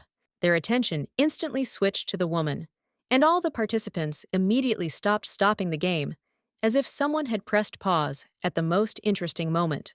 Carlotta, with a kind smile on her face, invited all her friends to a cozy tea party in the garden, where flowering plants filled the air with the scent of spring, and just a week later, Mother made her final decision. A small family of parents and their children walked happily along the road, along which colorful plants grew, filling the air with the aroma of freshness and joy, as if emphasizing their happy moments together. Eziel joyfully pointed her finger into the distance, curiously asking her father if she and her sister could play as happily and carefree as other children did, enjoying every minute of their childhood. Constantine could not refuse, and with a slight smile on his face, he politely confirmed his consent, realizing that this decision would bring joy and satisfaction to everyone around him. The girl grabbed her friend's hand tightly and ran, unable to contain her joy, while Claire only managed to take one last look at her parents, full of love and support, before they disappeared from her sight. Carlotta tilted her head and noted with pleasure how close he had become to his daughters, watching their joyful games and cheerful laughter that filled the atmosphere with warmth and happiness. The man was sure that he still knew too little about them and was eager to learn even more, but his wife, upon hearing this, only laughed, hinting that some secrets were better left undisclosed so as not to destroy the magic of their relationship. Suddenly, the man stopped hearing a joke about how his legs were probably already burning from the speed, and smiling, thought about how sometimes funny words can make us stop and rethink our actions, giving a moment of lightness. He slowed his pace to watch his wife from behind and thought about how she felt in her new home, where every room held the anticipation of new memories and cozy moments. The little girls looked at the bright flower from the garden with great interest, admiring its beautiful petals and rich aroma, as if discovering a new, amazing detail of nature. The husband waited for his beloved's answer, standing next to her and looking at her attentively, his heart filled with expectation and hope, because he knew that her every word had a special meaning for him. The fountain made a soft noise in the background, hiding the couple from prying eyes, when the girl, after a slight hesitation, agreed to go to the capital with the Duke, but only on one important condition, which she immediately voiced without taking her eyes off him. The lady quietly agreed to stay for only a year, defining this period as the necessary limit during which she was ready to experience a new life, while maintaining a sense of control and confidence in her decisions. The adults sat in a cozy gazebo enjoying a leisurely tea party. The aroma of freshly brewed tea enveloped the space, and quiet conversations complemented this perfect moment of peace and tranquility, emphasizing the harmony of the moment. The lady sat with a cup of tea, her eyes closed, enjoying every sip. Opposite her, her husband watched with a slight smile, and behind him were beautiful trees, which, swaying in the wind, added a fairy tale atmosphere to the surroundings. The cup returned gently to its saucer when the question was asked why she had decided to stay for only 1 year. There was a slight pause in the air, as if the question required special attention and a frank answer. With cool reserve, the lady explained that this was more than enough time to ask forgiveness and hear it out without prolonging the uncertainty that weighed on them both. The man froze in surprise when he heard his lover's revelation that the pain she had caused had affected more than just him. Such a confession shocked him, revealing the depth of her regrets and forcing him to rethink their shared past. Her fingers began to slowly slide along the rim of the cup in which the drink was quietly splashing, as if the maiden was trying to find comfort in this simple movement, thinking over each word and preparing for what was to be said. Carlotta calmly explained that her desire to return was dictated by her desire to ask forgiveness from other people, regardless of whether they accepted her apology or rejected it. The lady began to list the names of people to whom she considered it her duty to apologize. There were so many of them that the list seemed endless, where each person in life left a deep mark that required sincere repentance and recognition of mistakes. Gritting his teeth with tension, the Duke growled that these people had no right to appear before her again, his voice full of anger and resentment, trying to protect his beloved from the ghosts of the past. The girl, agreeing with her husband, acknowledged that she was not innocent in this situation, realizing that her own actions also played an important role in the circumstances. Therefore, the beauty made a conscious decision to dedicate the coming year to forgiving everyone who had ever hurt her, and to become forgiven, striving for peace in her soul, because the lady understood that forgiveness is the key to her own healing. With her finger on her lips, the lady insistently asked her husband not to say anything against her decision, and also to forgive him for all his bad deeds. Forgiveness was also the first step to restoring their relationship and starting a new chapter. What was surprising was that all she demanded from him in return was to take care of his daughters, as if she realized that it was this responsibility that would help strengthen their family and give them the opportunity to move forward, despite all the previous grievances and misunderstandings. Looking down at her reflection in her teacup, Carlotta added that she didn't want to return to the capital, but was ready to do so for him, realizing that for the sake of love, it was worth sacrificing one's own desires and comfort. Looking up at her lover, she said with confidence and determination that someday she would still have to answer for her sins, and this thought did not leave her tormenting her soul and causing anxiety. The lady smiled and confidently said that she admitted that she was selfish, but despite this, she would definitely stay with her husband, not paying the slightest attention to those who opposed this decision and tried to change the lady's choice. The man opened his mouth, but struck by such a frank truth, he did not know what to say in response, feeling how his thoughts were confused and his feelings mixed in a stream of uncertainty. The plans of the most charming beauty, who sat on the chair with effortless grace, were to hand over the care of the girls to her husband, relying on his strength and support in this important matter. Having answered briefly, Constantine said with understanding that he was fully aware of his wife's feelings and was ready to come to her aid while the warm wind gently played with the leaves, creating a wonderful picture in the cozy gazebo filled with their quiet conversations. The garden was filled with beautiful, bright scarlet roses, their petals shimmering in the sunlight, creating a delightful sight that filled the air with a sweet scent and attracted the attention of passers-by. Asiel couldn't take her eyes off the beautiful scarlet roses that seemed to beckon her, and a tender desire to give them to her mother matured in her heart to brighten her day and fill her with great joy.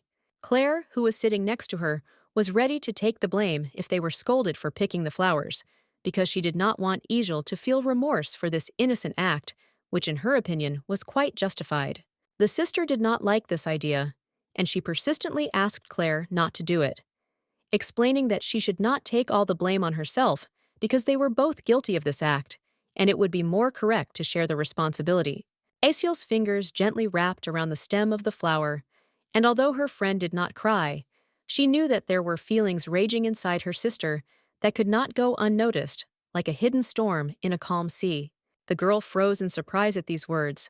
Her heart began to beat faster, and the beauty did not know what to say in response, feeling how excitement and confusion overwhelmed her like waves rolling onto the shore. At this, the sister only burst out laughing and, smiling, said that their relative never liked to see Eziel's tears, as well as Claire's manifestations of displeasure, and this always made the little girl feel awkward.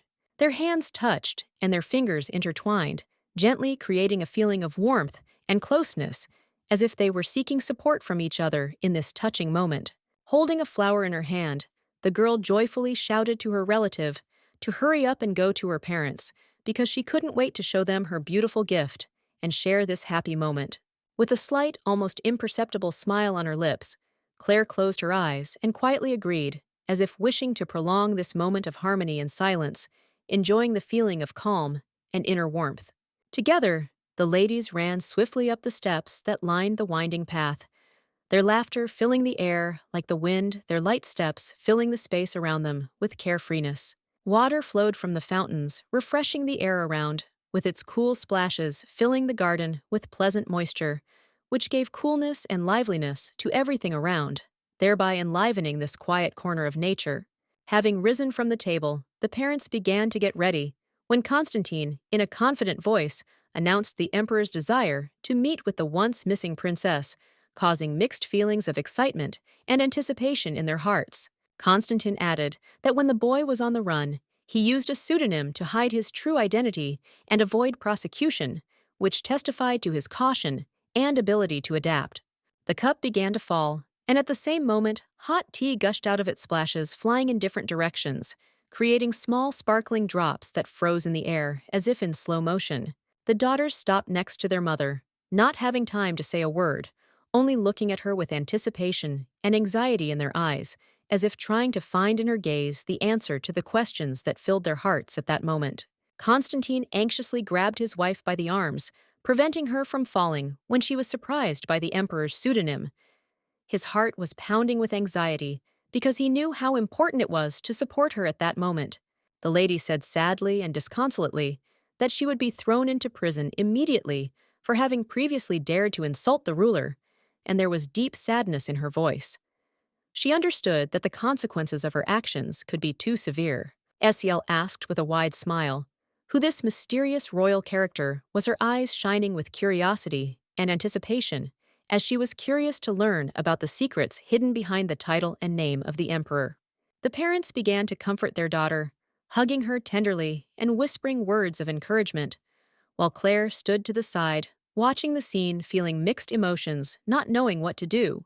The little girl's attention was drawn to a scarlet flower that bloomed luxuriously on the grass as she rushed forward.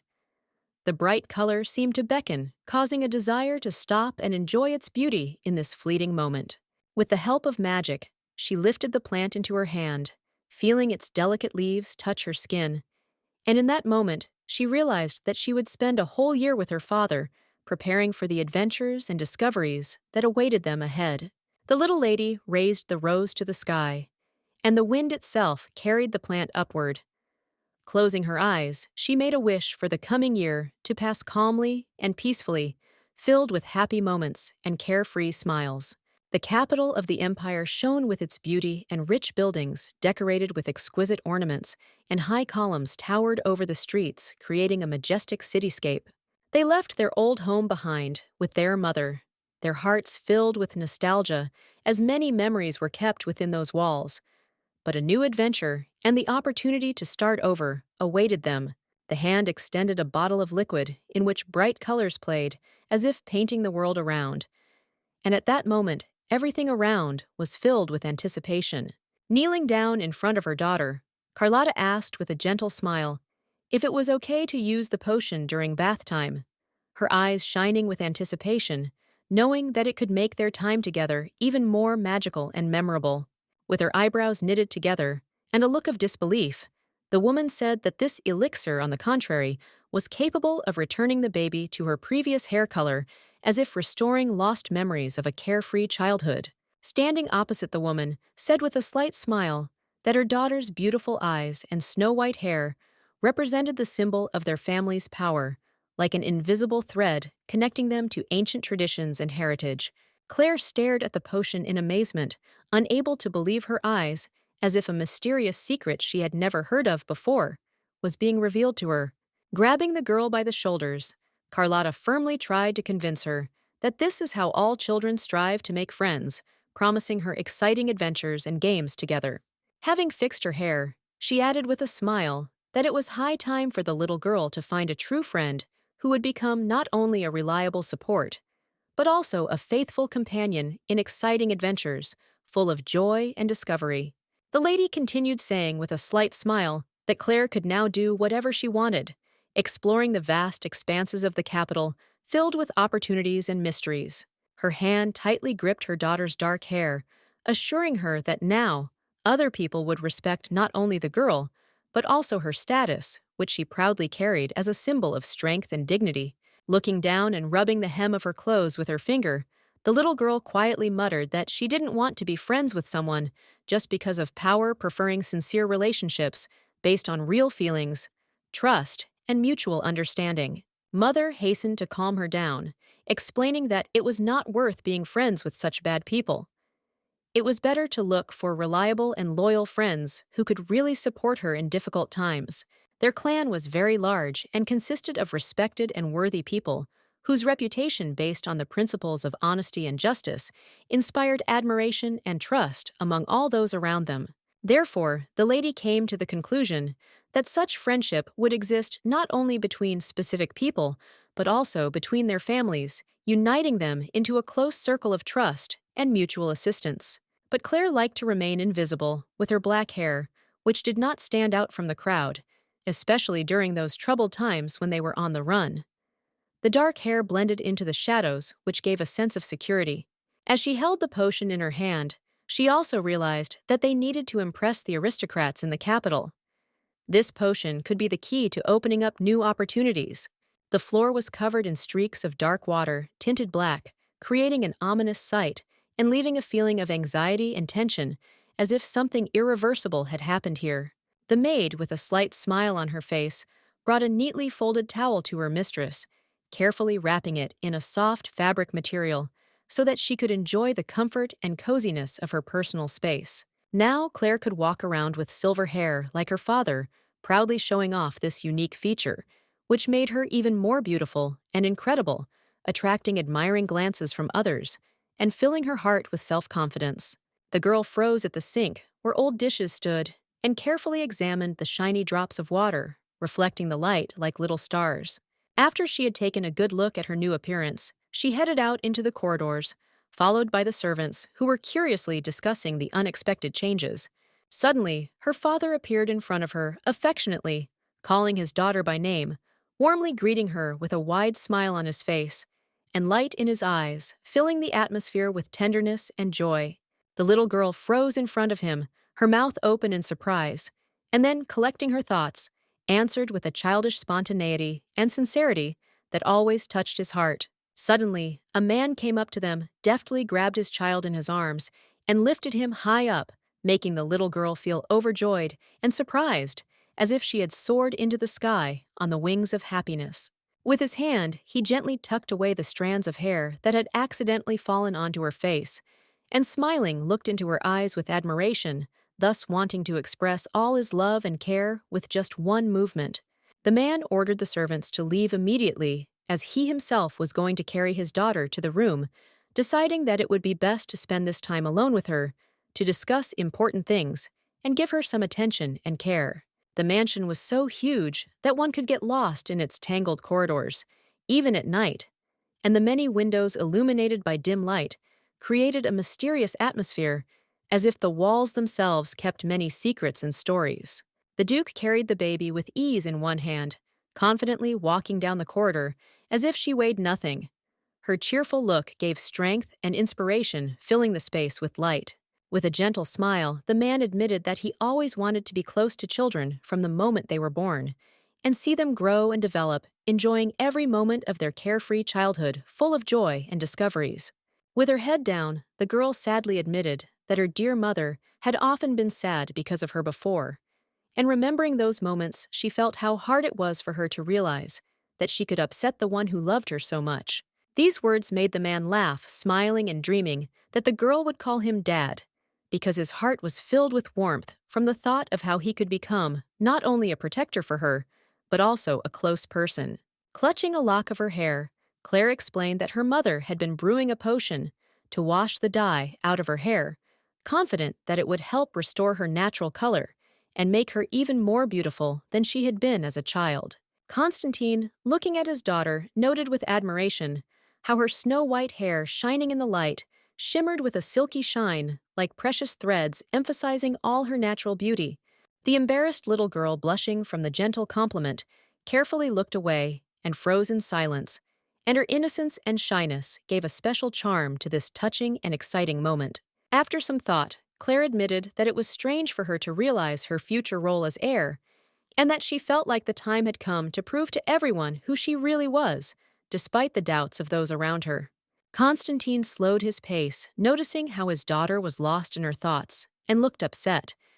He stopped looking at her carefully, realizing that something was bothering the child, but giving her time to express her feelings herself. After a short pause, Constantine asked in a cold voice if the little girl really did not want to become his heir, looking into her face with an inscrutable expression, as if trying to understand her true intentions. However, despite the cold words, the man's gaze remained calm and even tender, directed at the child in his arms, as if all his severity dissolved in this one moment of closeness. The maiden looked away, lost in her thoughts, realizing that being an heir was no easy task, requiring diligence and a willingness to relearn many things she had never had to deal with before.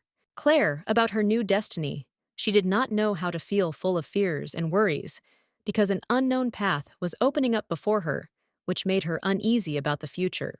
The little girl opened her beautiful eyes in surprise, hearing words of comfort from her father, which filled her heart with warmth, and the gentle touch of a strong hand gave her confidence that everything would be fine. Constantine, with a confident smile on his face, convinced her that it did not matter how she acted in her new role, because he would make every effort to ensure that everything ended in the best possible way, ensuring safety. The man was ready to do anything for his daughter, and his gentle smile perfectly reflected the boundless love and devotion that the handsome man felt for her, because she was the most precious and important person in his life.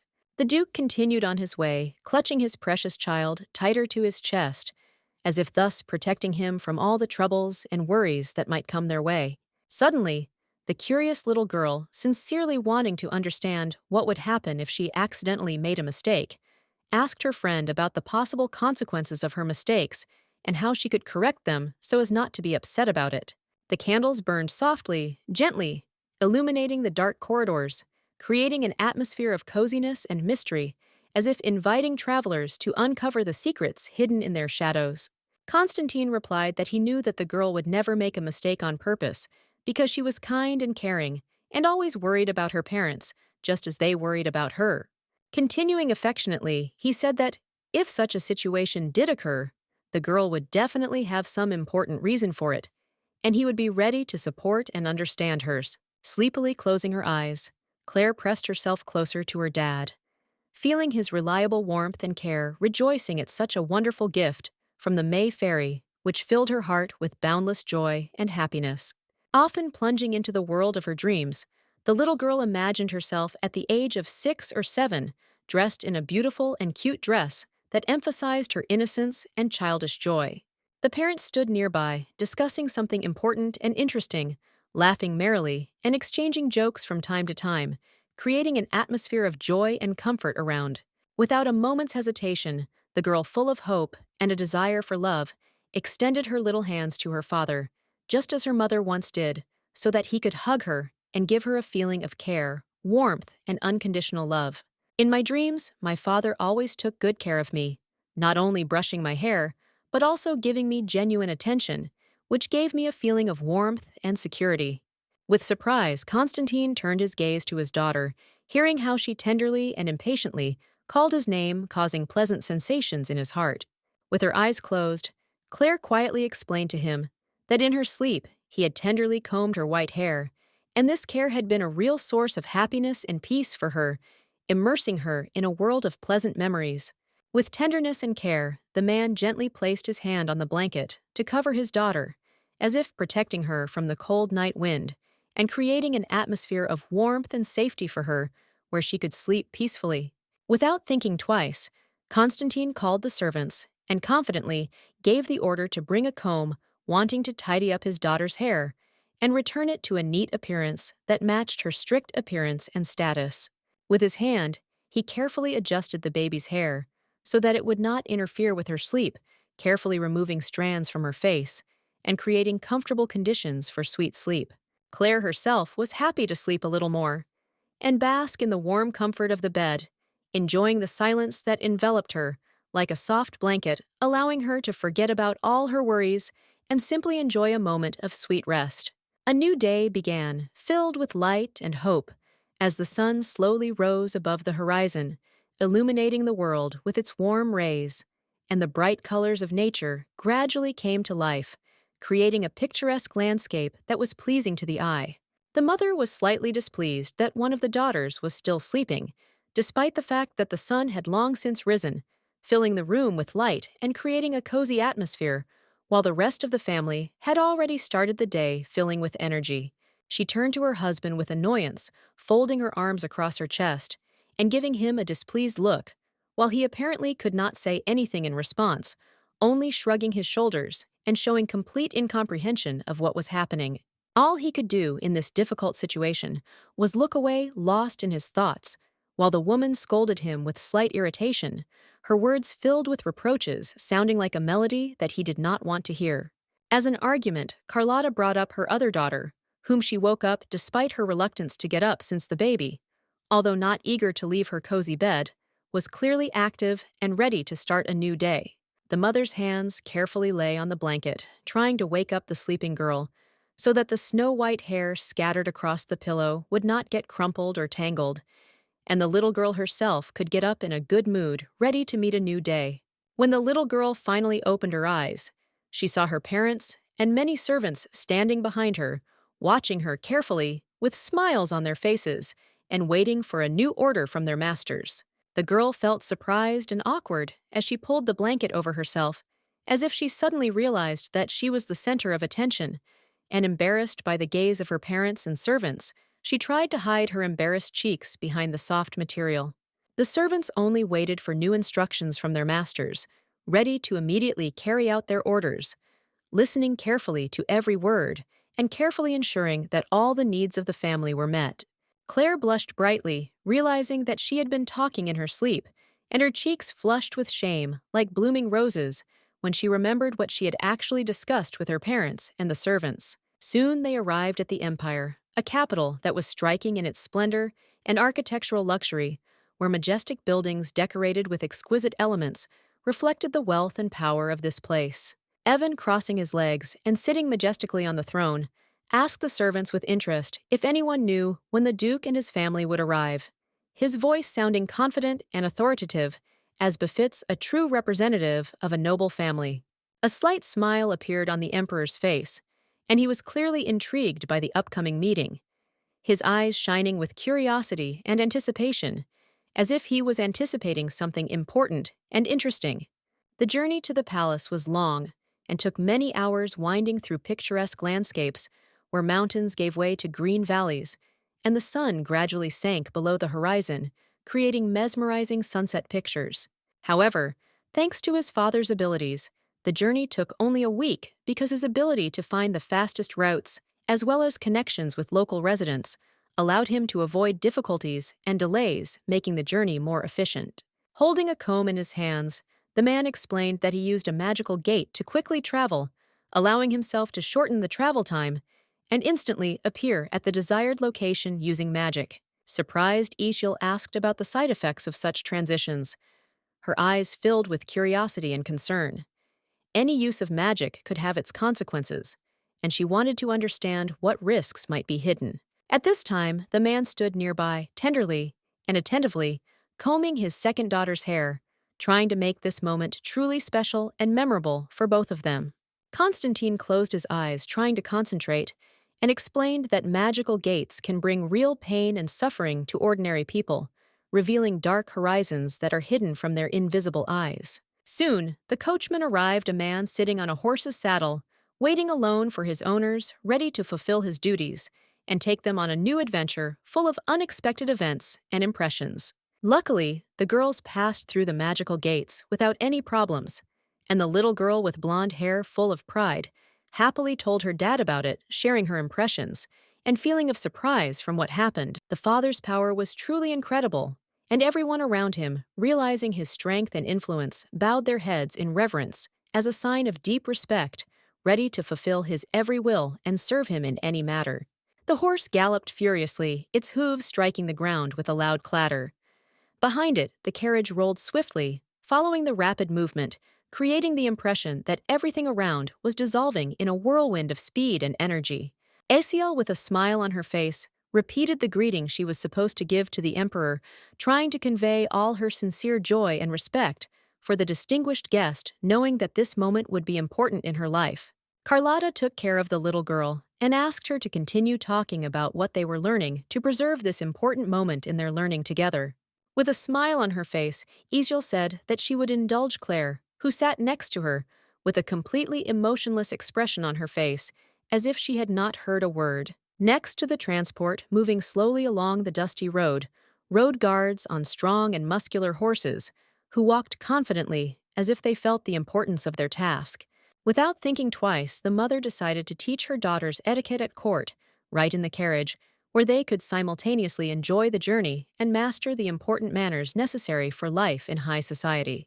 The little girl, shaking her head in confusion, was overwhelmed with the information about manners that her mother was trying so hard to explain, and seemed unable to comprehend how important this knowledge would be in their high society. Constantine tried to calm his wife, assuring her that the emperor would not be too strict with them, but she had a bad feeling that did not leave her instilling fear and doubt about the upcoming meeting. The lady covered her face in shame, remembering how terribly she had treated the ruler when he pretended to be one of her knights, and how her carelessness had almost led to serious consequences. Claire, looking out the window and lost in her thoughts, suddenly became interested in her mother's past, as a princess wondering about her life adventures and the choices that led to her being in her current role. Suddenly, one hand gently covered the other, like a light blanket, trying to calm and support, filling the atmosphere with warmth and understanding in this tense moment. Eschil, giggling and clutching a stuffed animal, turned to her mother, with assurance that everything would be fine, and promised that she would indulge Claire as she had before, thus copying the behavior and trying to be supportive. Carlotta smiled, and at that moment, when her lips spread into a gentle smile, the beauty felt how her mood began to improve, filling her heart with lightness and warmth. Finally, they were treated to beautiful views of the capital, where tall towers rose majestically into the sky, creating a captivating cityscape full of history and life. Claire sternly ordered her relative that she needed to learn at least a greeting, emphasizing the importance of good manners and proper behavior in society so as not to expose herself to awkward situations. The mother's face was sad and tense, reflecting all the worries and cares that the maiden was experiencing at this difficult moment. Every wrinkle on her forehead spoke of the heavy thoughts and worries that were haunting her. The man's hand fell carefully on the lady's shoulder, like a soft call for calm, giving her confidence and support when she so needed warm protection. At this time, the little girls enthusiastically repeated the greeting, and Isiel was finally able to remember the words, feeling a surge of joy from the fact that despite the difficulties they were coping together and learning something new. The girl did not understand only one thing. Why was it necessary to look at the floor in front of the emperor? Because it seemed to her that looks full of respect and sincerity could express much more than downcast eyes. Claire sternly explained that if she didn't look down, she would have to look up at the ceiling, and in that position, her neck would quickly get tired, which would become uncomfortable and unnatural. She tried to convey to the girl the importance of observing etiquette. Esiel crossed her arms in front of her and shook her head vigorously, declaring that she now understood everything, filling herself with confidence in her knowledge of how to behave in society and observe the rules of etiquette. Silently and with smiles on their faces, the parents watched their daughter's conversation, noting how cheerfully and naturally they communicated and how sincerely they showed interest in each other. Suddenly, the coachman stopped the carriage abruptly and shouted that they had arrived at the meeting place, his voice echoing throughout the surrounding area, causing everyone in the carriage to tense up in surprise and anticipation of what lay ahead. The wheels of the carriage creaked and suddenly stopped, causing everyone inside to jump slightly in surprise, as the silence around them enveloped them in its peace once again. The maiden's face became unwavering and serious, and she sternly said that she was fine, trying to hide her true feelings behind a mask of confidence and calm, although doubts and worries raged inside her. The first to exit the carriage was Constantine, like a true gentleman, who respectfully opened the door and extended his hand, offering assistance to all passengers, creating an atmosphere of nobility and gallantry inherent in real lords. After which, he helped his daughters down, and Claire turned to see what her father was going to do next, feeling a little excited and curious about his next steps in this important meeting. A polite man helped their mother down, offering her his hand in a caring and respectful gesture, which created an atmosphere of warmth and support at that moment. On one of the woman's fingers, a sparkling engagement ring with a precious stone reflects the light and attracts attention, symbolizing love and fidelity despite all trials. Constantine froze in cold and shock when he saw the decoration on his beloved's hand. His heart sank in surprise, and thoughts began to spin in his head about what this could mean for their relationship and how it would change everything. Suddenly, he changed his movement quickly, catching the lady so that she wouldn't fall. The man's hand touched the woman's shoulder confidently, and he felt the tension ease a little. Having gently twirled his beloved in a dance, Constantine held the beauty tightly to himself, enjoying the moment and feeling how their hearts beat in unison, creating a picture of romance and closeness, full of tenderness and mutual understanding. The girl's cheeks turned red, and her mouth opened in surprise as she realized the unexpectedness and beauty of the moment, filling her body with delight, making her feel as if she were in a fairy tale. Claire also froze in place, not believing her eyes, as a scene opened up before her that seemed completely unreal and fantastic, as if it had come straight from a movie screen. Constantine smiled, but his smile concealed a barely noticeable hint of depression, as if behind the external calm there lurked a shadow of anxiety and discontent, which made his gaze seem deeper and more multi-layered. They finally arrived in the capital, which unfortunately turned out to be not just a place, but a real abyss. The depths of hell itself, filled with dark secrets and dangers, hidden behind the facades of magnificent buildings. Turning away, the girl decided to continue on her way, determined to catch up with her sister, who seemed to be slipping further and further into a mysterious world full of adventures and unexpected encounters. Although the palace shone with luxury, its splendor was repulsive, creating a feeling of coldness and soullessness, as if a dark secret was hidden behind the shiny walls. Evan met the Duke's family in a castle that seemed far from homely. The grand halls and cold walls created an atmosphere of formality and alienation, distancing the guests from a sense of comfort and warmth. Smiling, the handsome man greeted them with a nod of his head, reminiscent of his mother's movements in their tenderness and grace, as if he was not simply greeting the guests, but was genuinely happy about their arrival. The emperor laughed loudly during his conversation with the Duke, while Carlotta shyly covered her face, trying to hide her awkwardness and confusion caused by this relaxed atmosphere. Claire, standing to the side, thought that she and Dad were probably friends because their conversations and laughter sounded so casual and warm, as if there was a strong connection between them that she had not previously suspected. The girl made a graceful curtsy before the ruler, who, having taken his place on the throne, radiated grandeur and authority as if emphasizing the full significance of the moment. Waving his hand, the man noted with a slight grin that it seemed like the grown lady had forgotten her title, as if it was just a small thing in light of the importance of what was happening, causing a stir in the air. In some ways, Evan reminded Claire of a little boy who made fun of adults playing with their expectations and ideas, making her surprised by his spontaneity and carelessness. When the ruler suddenly stopped laughing, the aristocrat asked him to stop in a restrained tone. Tension hung in the air, giving the moment an unexpected seriousness and causing bewilderment among those gathered. As he glanced at the girls, he couldn't help but notice how much Claire resembled the Duke.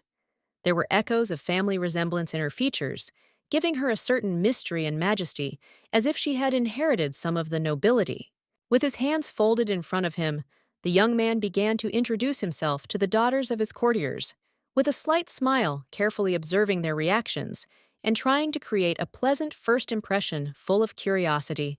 Claire immediately realized that the boy was looking at her with an intent gaze, and the temperature in the room seemed to rise, as if the air around them was filled with invisible excitement and tension. Like a true lady, the little girl politely curtsied, bowing gracefully and attracting the attention of those around her with her charm and sophistication, as if nature itself had breathed grace into her. The girl was frightened by the emperor's evil smile, which shone piercingly on his face, as if foreshadowing trouble, and it seemed that it was squeezing her heart in an icy vice. The little girl, bowing her head in respect, answered the ruler that she possessed an unusual and rare art of wind magic. The beauty also used her abilities to achieve her goal. The man, wanting to personally verify the truth of her words, with slight insistence, asked the girl to follow him to demonstrate her magical abilities in practice. Constantine, deeply concerned about the situation, was about to stop the emperor, but the latter, possessing impressive authority, remained adamant in his decision, and no words could shake his will. With an oath uttered with full intent, he bound the hero in place, and at the same moment mysterious seals appeared around him, causing the handsome man to freeze, unable to move, as if a magical force held him in iron shackles. Chains suddenly appeared in the air and quickly surrounded the aristocrat, binding him, covering his mouth, and restricting the movements of his strong body. The magical force forced the nobleman to freeze in silence. The little girl froze in place in horror. Her beautiful eyes widened in fear, filled with anxiety for her father's fate, and her heart began to beat faster, reflecting deep concern for his safety. The legs were also wrapped in chains that restricted all movement. This was the sin that Constantine committed for the sake of their mother, forcing him to suffer the consequences of his decisions and choose between love and duty. Noticing that Claire had quickly approached him, the emperor said with a gentle smile that she was a good girl, thereby emphasizing his concern for her and admiration for her courage and devotions. The mother's face was distorted with horror when the ruler, turning to her, spoke of his desire to have a personal conversation with her daughter, causing her real anxiety and fear for Claire's future. While Carlotta was trembling with fear, the little girl, despite her excitement, obediently followed the representative of royal blood, full of uncertainty, but eager to find out what awaited her ahead. The guards, acting quickly and decisively, seized Aziel when she, filled with anxiety and determination, was about to rush after her relative, not wanting to remain on the sidelines. She could well be in danger. Without waiting a moment, Claire used her magical abilities to push away the guards who were harming her sister, burning in her heart the determination to protect her loved one at any cost. The girl, sobbing from fear and despair, threw herself into her mother's arms, begging her for protection and hoping that Claire would not cause her more pain or upset her with her cruel and ruthless behavior, which left deep wounds in her soul. The emperor was greatly impressed by the amazing abilities of the duke's daughter, who, despite her young age, was so skilled in magic that it aroused genuine admiration and respect. The guards, sitting on the floor, could not contain their groans of pain, and holding their heads in their hands, tried to ease the suffering that overcame them from the cruel and unexpected injuries. Esiel screamed loudly, full of despair and anger, asking what more Claire wanted from her, since she had already shown her power, at the moment demonstrating all her abilities and readiness to fight. Evan couldn't help but notice how much the little girl reminded him of himself. Her naive and silly behavior brought back warm memories of his childhood and the joy he experienced during those times. After this, he laughed loudly and, hugging Claire with a serious expression on his face, ordered the other little girl not to trust strangers, emphasizing the importance of caution and safety in their world. The girl with snow-white hair had no choice but to accompany the emperor, who was displaying his magical abilities, enveloping everything around him in a magical glow and demonstrating his power. He clearly enjoyed keeping divine power in chains, as if enjoying how strength and power were fettered, subordinated to his will, and a man could control them at his own discretion. Standing still and lost in thought, she asked the emperor how long it had been since he had used such unusual charms, promising that he would believe anyone who told the truth, even if it was difficult. Evan, however, did not believe a single word of the maiden, who, speaking of her affairs, did not blush or experience any embarrassment, as if such a deception was absolutely indifferent to her, and even seemed to her something natural. No one could protect Claire's family, or the poor little girl herself, who silently followed the strange ruler, remaining in the shadow of his mysterious personality and uncertain intentions. If the man really wanted to use his magic, the duke's daughter would hardly be able to resist him, because the guy's strength would be too great for her, and she could find herself helpless before his power. Suddenly, the footsteps stopped and a tense silence hung in the air, as if time had stood still. Everything around seemed calm, but in everyone's heart there was growing anxiety foreseeing an approaching storm. There in front stood a small boy, with blonde hair, who with his hands pressed to his chest, expressed complete confusion. His big eyes sought answers in the faces of adults, and it seemed as if the world around him had fallen apart. He had fair hair and large green eyes that shone with innocence. His face, with its fine features and long eyelashes, showed surprise and concern, giving him the appearance of a tender and vulnerable child. The girl quickly realized that the crown prince stood before her, and a mixture of delight and anxiety ignited in her heart. For the first time, she encountered a man who could change the fate of the kingdom, and now she had to decide what to do in this situation. The little boy muttered that he wanted to see the Fermata. His quiet and hesitant voice sounded hopeful, as if he was afraid that his words would not be understood, and his heart fluttered with excitement, because meeting the Fermata seemed to him something incredible and magical. After this, the boy turned his attention to Claire and asked his father who this girl was. There was curiosity in his voice, and his eyes sparkled with interest, as if he was looking for an answer to something important in her. The sorceress thought because somehow this boy reminded her of Isiel with his innocence and sincerity, and in his eyes she saw a reflection of what was once close and dear to her. The light of lost dreams and hopes was kept in him. The prince, however, appeared to be only 7 or 8 years old, and he looked surprisingly small, as if he had just stepped out of a children's fairy tale with an innocent look and a pure heart full of hopes and dreams for the future. Politely, the witch bowed her head and, smiling softly, looked at the boy as if trying to assess his sincerity and innocence before deciding how she should proceed. Callan, that was the boy's name, literally glowed with happiness. His childish face broke into a wide smile, and his eyes sparkled with joy, as if the boy had found what he had been looking for all his life. Delighted at meeting the gorgeous stranger, he began asking his interlocutor many questions with a blush on his cheeks. His high voice trembled with excitement, and his eyes sparkled with curiosity. Claire, however, could not hold back her tears, as she remembered her family, whom the ruthless emperor had caused unbearable pain and suffering, leaving a deep mark that seemed to never heal, causing only bitterness. With a cold smile, the little girl said that she could not call herself the little boy's cousin, but she was ready to become part of his retinue and bring her unique essence into his life, bringing aloof politeness to the conversation. When asked if he wanted to see the Fermata, Keelan, with his mouth wide open and genuine delight, loudly replied that of course he did. His face was shining with impatience. The emperor, with his inherent power and authority, ordered his son to return to his chambers, explaining that the duke was now busy with important matters that required his full attention and could not be distracted by visitors. The little girl, looking at the man with understanding, replied that she realized that he did not want to show the boy an aristocrat in chains, because this sight could not only spoil the child's innocence, but also cause him fear and bewilderment. At this point, the children, observing palace etiquette, said goodbye to each other, exchanging light bows and kind glances, realizing that a special bond had arisen between them, despite all the circumstances that separated them.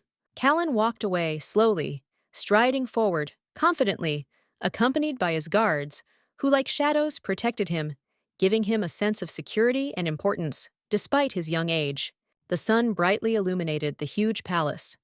Its magnificent facades sparkled under the rays of light, creating a magical atmosphere in which every stone, every element of architecture came to life, attracting the eye and admiration. Evan walked confidently forward, and Claire followed him when suddenly the man, turning to her, asked if she knew his name, arousing curiosity and surprise in the girl's eyes, who seemed to pause for a moment, thinking. When the little girl began to list the full name of the emperor, with all his titles, the aristocrat, waving his hand, could not contain his surprise at how she could remember so many details that adults would not even bother to remember.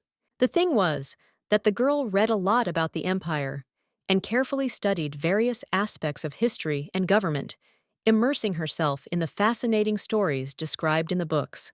Walking down the corridor of the castle, She couldn't help but notice that this part hadn't been cleaned for a long time. Dust had settled on the floor, and cobwebs hung in the corners, giving the room an abandoned and forgotten look. Time had stopped here, and life had left these walls. Stopping near the large doors, Evan winked at the girl, and waving his hand, invited her to admire the beautiful view. What exactly he did not say, preferring to keep it a secret. Receiving no response from the girl, the man sighed with slight disappointment and said that they should have gone inside, then reminding them of the importance of what was to come, and that there were matters awaiting them beyond the doors that required their attention. The door began to open, and a bright light poured out from behind it, filling the corridor with warmth and illuminating the faces of everyone present, as if inviting them to enter a new world full of possibilities and unexpected discoveries. Suddenly, a cold aura enveloped the girl, and a shiver ran through her body, making her wary, as if something invisible and mysterious was waiting inside, causing a feeling of anxiety and anticipation at the same time. Her legs became heavy, and the girl felt fear grip her, as if the weight of an indefinite burden was pressing on her fragile shoulders, causing an unpleasant premonition. Something evil was preparing to happen in this world where she was about to find herself. There was something terrible behind the door that opened.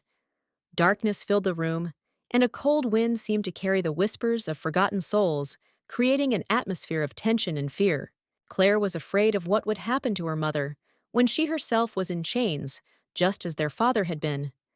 Her imagination painted dark pictures, full of fear and hopelessness, which did not let go voluntarily. The sorceress lowered her head as she stood next to the ruler, and a shadow of sadness and worry enveloped her face. She felt the weight of decisions and upcoming events that could change the fates of many. When the door finally opened, the ruler stepped into the room first, his fine gait and proud posture commanding respect. There was not an ounce of uncertainty about him. The room turned out to be empty and abandoned. There was a layer of dust on the floor, and the walls were covered with cobwebs, as if no one had been there for a long time. There was nothing there, not even furniture, which created a feeling of abandonment and timelessness. With a grin, Evan said that he was going to tell an interesting story, at the end of which the girl would find herself in the very middle of this mysterious building, immersing her in an atmosphere of adventure and unexpected discoveries. The man began to tell that a long time ago, there lived a great sorceress who possessed incredible strength and wisdom, capable of controlling the elements and spells that could change the fate of entire nations. At the age of 15, she already became the owner of her own magnificent magic tower, where every corner was filled with magic and mysteries waiting to be discovered. Claire added that magic only gets stronger with age like wine, which only gets better with time, revealing new facets, secrets, and amazing possibilities that can only be discovered with experience and wisdom. The emperor closed his eyes and continued to say that this girl was not just gifted, but truly endowed with incredible abilities that could change the fate of an entire kingdom and plunge the most powerful magicians into awe.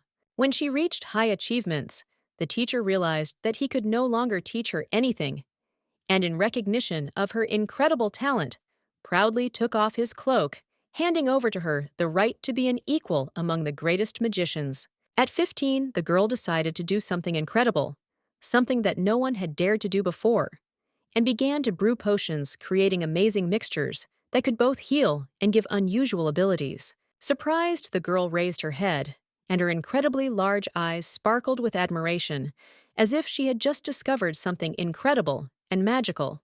With a grin, the man added that this sorceress had only one flaw: a greedy father who never missed an opportunity to take advantage of women's talents and magical abilities for his own interests. Claire's mind suddenly flashed to images of her mother, whose story was eerily similar to this one, full of trials and tribulations that seemed to be passed down from generation to generation. Evan mockingly stated that any other parents would be proud of such a gifted child. But unfortunately, this father seemed to hate his daughter, not wanting to acknowledge her talent and uniqueness, which was a real tragedy. Without even noticing it, the little girl confidently stepped into the room, as if she was being lured by some invisible force, and immediately found herself in a world full of mysteries and magic, which was both fascinating and terrifying. The man continued to tell how, in response to all his words, the girl hated her father, And this hatred seemed to grow deeper every day, sharpening her feelings and pushing her to decisive action. Evan added that the ruler agreed to fulfill the demand of his blood, but only if she gave up her magical power, in exchange thereby risking losing everything that made the lady herself. Claire felt sick, as if the air around her was suddenly running out, and every breath became more and more difficult, as if an invisible shadow was enveloping her, oppressing her, and making her heart beat faster with anxiety and fear. And soon the girl found herself right in front of the emperor, her fragile heart pounding with excitement, and her eyes burning with determination, because at that moment she understood that she had to take an important step that would determine her fate. The man asked the girl how much strength the heiress had given to her father in order to finally emerge from his shadow, realizing that sometimes, in order to free herself from the burden of family heritage, it is necessary to make a difficult choice and give up a part of herself in exchange for freedom. After which, Evan cruelly said that Carlotta had given so much power that the tyrant had ultimately destroyed the prince's mother, thus emphasizing the ruthlessness and terrible consequences of their deal, as well as the destructive influence. The little girl's eyes widened in surprise and her mouth dropped open in horror as she realized the scale of what was happening, and fear gripped her, making her heart pound in her chest, as if she had witnessed something terrible and irreparable. Closing his eyes, the man understood that the princess did not know about the planned coup and revolution, and her innocence only aggravated the tragedy because she was full of hopes and dreams for the future, unaware of such horrors. Moreover, at that time, she had a good relationship with the boy and her aunt, who supported the girl and protected her from difficulties, giving her confidence and warmth in those moments when the world seemed full of threats and surprises. Having learned what her father had done, Carlotta returned to the palace and angrily threw a heated scandal at him, accusing him of reckless actions that had destroyed not only her life, but also the lives of many innocent people standing in their way. At that moment, she was doomed to defeat, because the tyrant ruler was not only strong, but also cunning, and every word spoken could turn against her. Putting his arm around the girl's shoulders, Evan said that her mother had been imprisoned for 4 years at the time, and that the tragedy had left an indelible mark on those who knew her, as no one could forget the suffering and loneliness she had faced. And then, being proud, Carlotta did not tell anyone about her secret in the temple, only one person, and it was not her husband. The lady confided her innermost thoughts to another person. The prince's uncle was a true madman, covered in blood and filled with malice, who used his daughter, who possessed unique magic, in his insidious and cruel plans to achieve power and destruction. Suddenly, the little girl felt ill and began to stagger from great stress, as if the whole world around her had lost its support, and fear gripped her body, causing deep anxiety. The man sternly ordered Claire to be patient for a little while, as the story was almost finished, and he hoped that her patience would be rewarded with the long-awaited end of this difficult test. Covering her face with her hand, she, being a goddess, felt terrible, because inside her raged anxiety and doubts that contradicted the divine nature that had been with her throughout her entire existence. Evan, with complete contempt and cruelty in his eyes, purposefully pressed on the duke's daughter, causing her unbearable pain, enjoying other people's suffering, and how she could hardly hold back her own tears. After that, standing in front of her, the guy ordered her to look up, demanding that she meet his cold gaze full of power and inflexibility, and also expecting that the girl would realize her place in this situation. Eyes glowing purple widened in shock, reflecting genuine surprise and fear, as if not believing what was happening around them. High above them was the cursed seal, burning brightly with fire, and emitting an ominous light foreshadowing the troubles that were circulated in terrible rumors, and everyone who dared to look at it felt a chill of fear run down their skin. A tremor began to run rapidly through the little girl's body, and fear gripped her like cold chains, not allowing her to move, and leaving only anxious thoughts about what might happen in the next minute. Claire realized with horror that this magic bound the deities, subjecting them to the will of the emperor, and like stupid puppets, they could not resist his sinister influence, which threatened all living things. Coldly and emotionlessly, Evan said that his uncle treated people like her cruelly, considering them merely his servants, who had to be not only controlled, but also subjugated to his will like dolls. The ruler quickly came to the conclusion, looking at the presence of this seal, that such thoughts about its meaning could not belong only to a fallen tyrant. This seal was evidence of ancient power and secret plans that left their mark on history. The man added that Carlotta also knew what effect this spell had on the gods, realizing that it robbed them of their strength and freedom, turning powerful beings into spineless bodies, completely subservient to the sinister will. Compared to his daughter, her uncle looked like a mere novice magician, whose weak skills and superficial knowledge could not compare to her true strength and mastery embodied in every magical ability. Of all the saints, the former tyrant chose the Duke as his victim because he was unbearably infuriating with his arrogance and insolent behavior, which made him the ideal object for revenge and evil intent. And when the aristocrat entered the hall, something irreversible and terrible happened. The silence was broken by a loud crack, and the air was filled with ominous energy, as if the atmosphere itself foreshadowed an impending catastrophe that would turn everything upside down. Carlotta cast an evil spell on her lover, plunging him into the dark depths of fear and hopelessness, turning him into a puppet subject to someone else's will, and destroying everything that connected their hearts. Folding his arms across his chest, Evan added that the curse had caused the Duke to fall head over heels in love with the sorceress dominating his mind, and making it impossible to resist his feelings, even if they were just an illusion created by dark magic. Throwing his head back, the guy added that then the maiden used all her magic to the last drop, exhausting her powers, and thus exposing herself to danger, since after that she was threatened with complete powerlessness and dependence. The little girl's mouth dropped open in surprise as the truth hit her, like a cold shower, stunning her and making her realize the full depth of what was happening, causing her to feel a mixture of fear.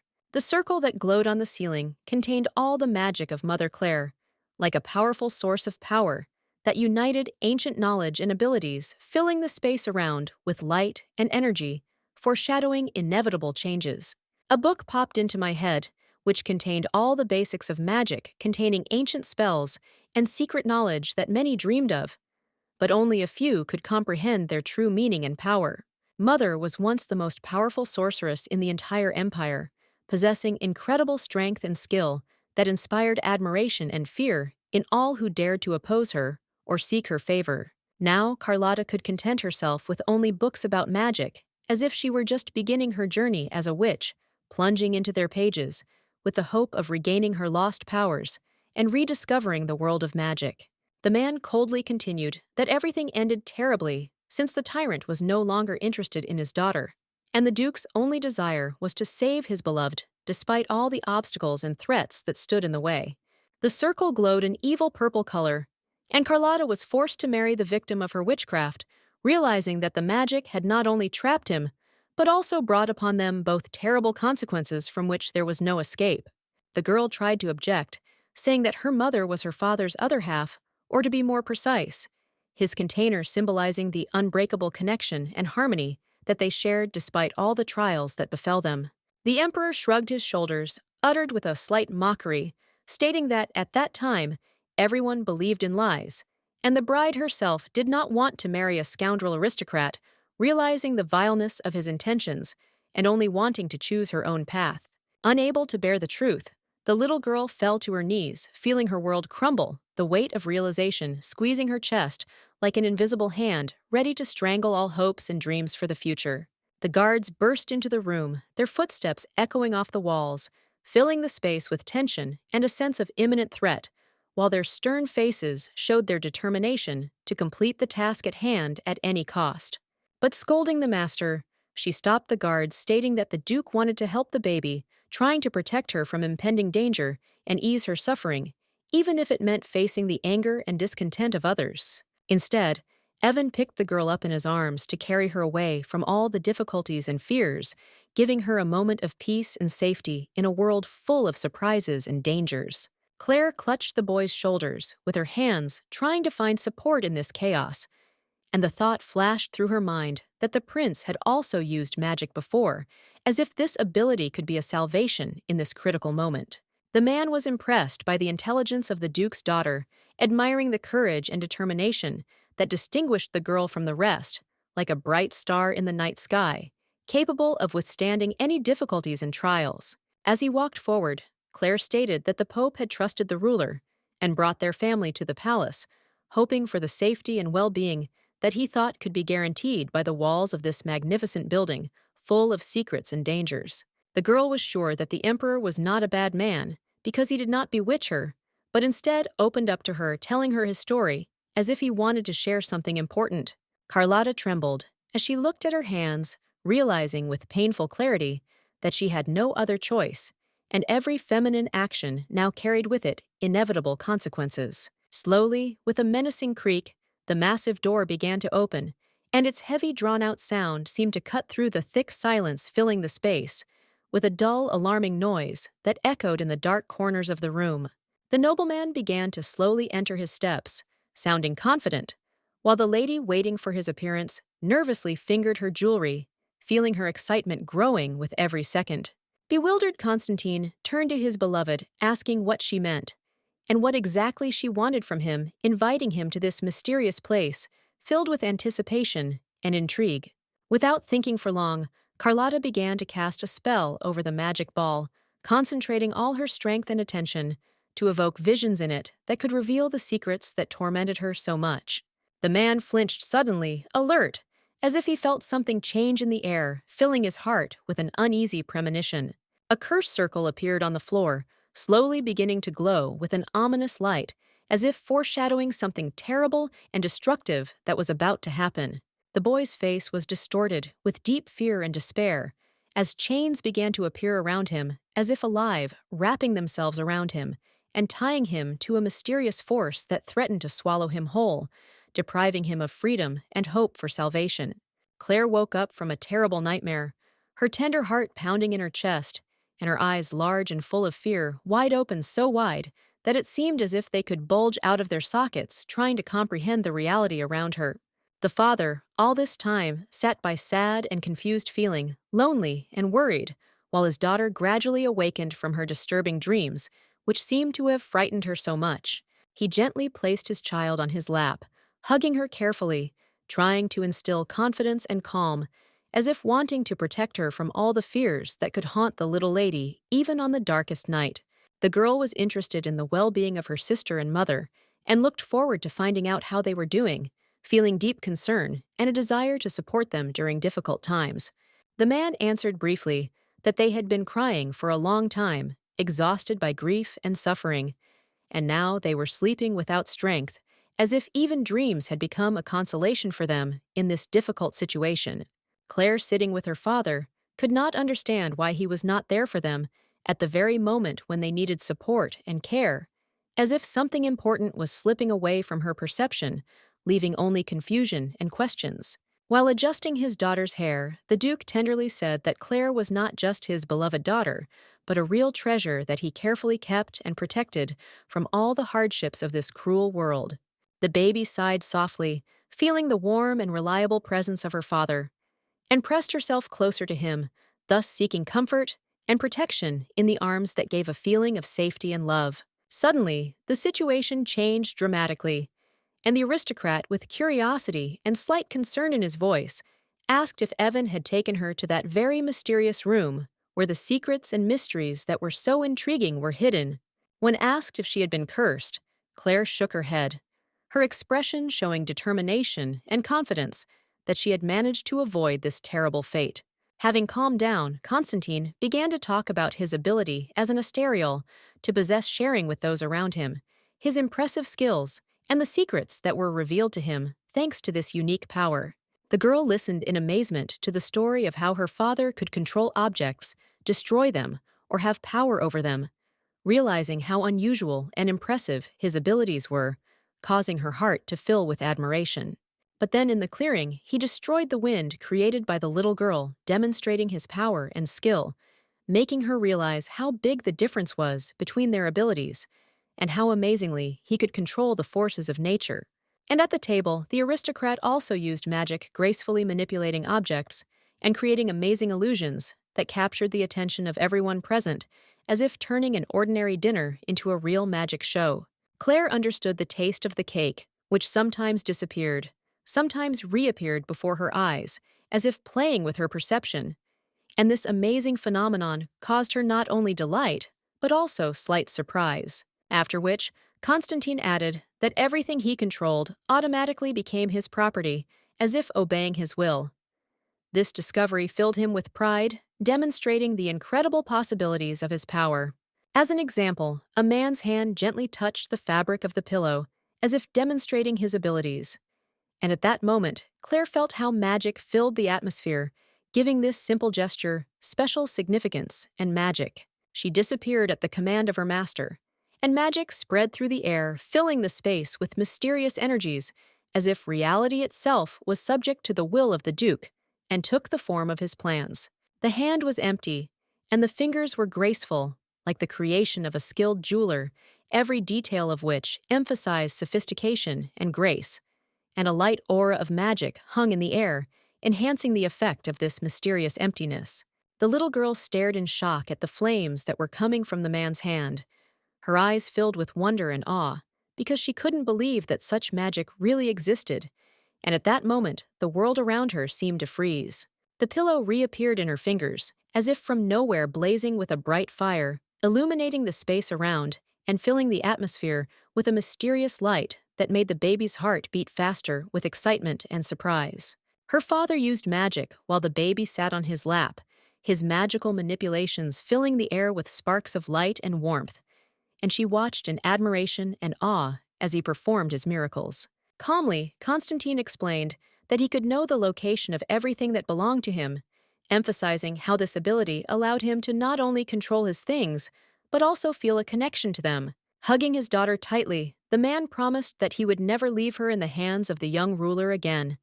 His voice sounded confident and caring, and he sincerely hoped that he would be able to protect her from all the dangers that could come from this man. The child's little fingers gently grasped the parent's hand, creating a feeling of boundless trust, as if this simple gesture contained the strength of the connection and the confidence that they would always be together, despite any difficulties. Turning excitedly to her father, the girl assured him that no one had bewitched her, and her voice trembled with emotion, full of hope that he would dispel all fears and convince her that everything would be all right. After this, Constantine asked his daughter whether the emperor had tried to put moral pressure on her at that time, showing genuine concern for her feelings and experiences, because he wanted to make sure that she was safe and did not experience unnecessary stress. Claire responded with a denial, confidently stating that Evan, on the contrary, highly valued his friendship with the Duke, emphasizing how important this relationship was to him and how it helped strengthen their alliance during difficult times. The man's face was distorted with incomprehension. His expression became wary and anxious. The handsome man could not comprehend what exactly was happening, and this was confusing, causing a storm of doubts and questions in his soul. The ruler acted wisely in telling the girl the truth, which her parents would hardly have dared to tell her, and to support his words, he showed his seal-inspiring confidence. With a smile, Claire asked her father not to be angry with such a good friend, sincerely hoping that the words would help soften his heartfelt anger and allow him to preserve the friendship that was so important to her. The man couldn't promise her anything specific, but they could very well go visit their mother and sister, which would certainly be a pleasant event, and would help strengthen family ties during this difficult time. The night sky, strewn with bright stars, illuminated the buildings with a soft light, giving them a mysterious charm and creating an atmosphere of magic in which every corner seemed full of secrets and history. Claire, sitting next to the bed where Carlotta was sleeping, carefully watched her calm breathing, filling herself with warm feelings and care, and trying to remember this moment. Asiel, with tender concern, why she was still awake, sitting up in bed. Her voice trembled with anxiety as she could not understand what could be bothering her friend and preventing her from enjoying a sweet dream.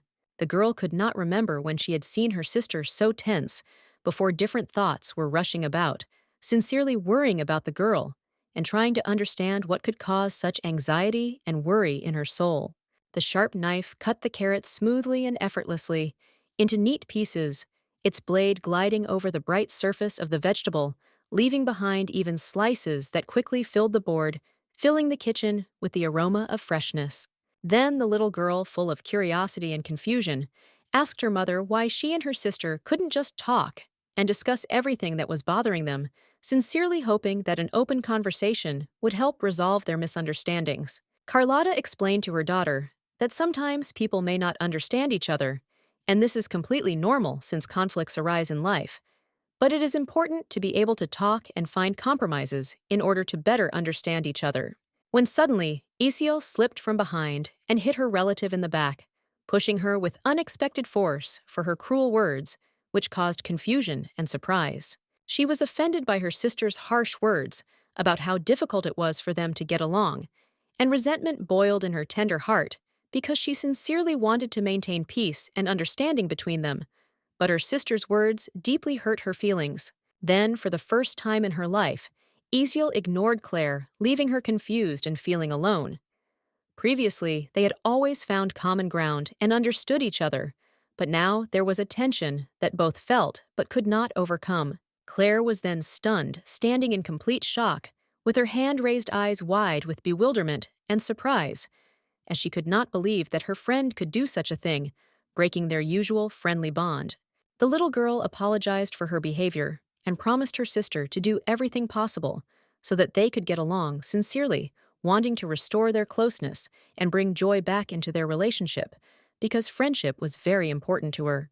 Mother watched her daughters doing household chores with a smile, joyfully noting their efforts and cooperation, because in their truce, she saw an opportunity to strengthen their bond and create a warm atmosphere in the house filled with love. Eziel began to talk again and smile brightly after her sister's apology. Her heart filled with joy, and she felt the old friendship between them being restored. The lamp burned brightly, illuminating the dark room with a soft and warm light, creating a cozy atmosphere that brought life to the space and made it more comfortable, and the shadows dancing on the walls added a touch of mystery and coziness. And here again, Eziel was angry with her relative. Her face was displeased and angry. Her eyes sparkled with anger, and her lips were pressed into a thin line, showing that she was not ready to give in, and was willing to defend her feelings, as if preparing for a verbal battle. Soon the emperor officially pardoned his mother, restoring her good name, and giving her hope for a new life full of light joy and serenity. Their family was classified as nobles, which provided them with a worthy place in society and opened new horizons for future generations, as well as brought respect and stability in difficult times. The days were filled with exciting etiquette lessons, with a variety of books neatly arranged on the table, offering a wealth of valuable knowledge about rules of conduct, cultural traditions, and the intricacies of communication in various social situations. Because of the varied education they received, the girls began to study separately and no longer crossed paths, which created an atmosphere of privacy and focus on personal development. Claire froze with the pen in her hand when she was called, feeling her heart beat faster from surprise.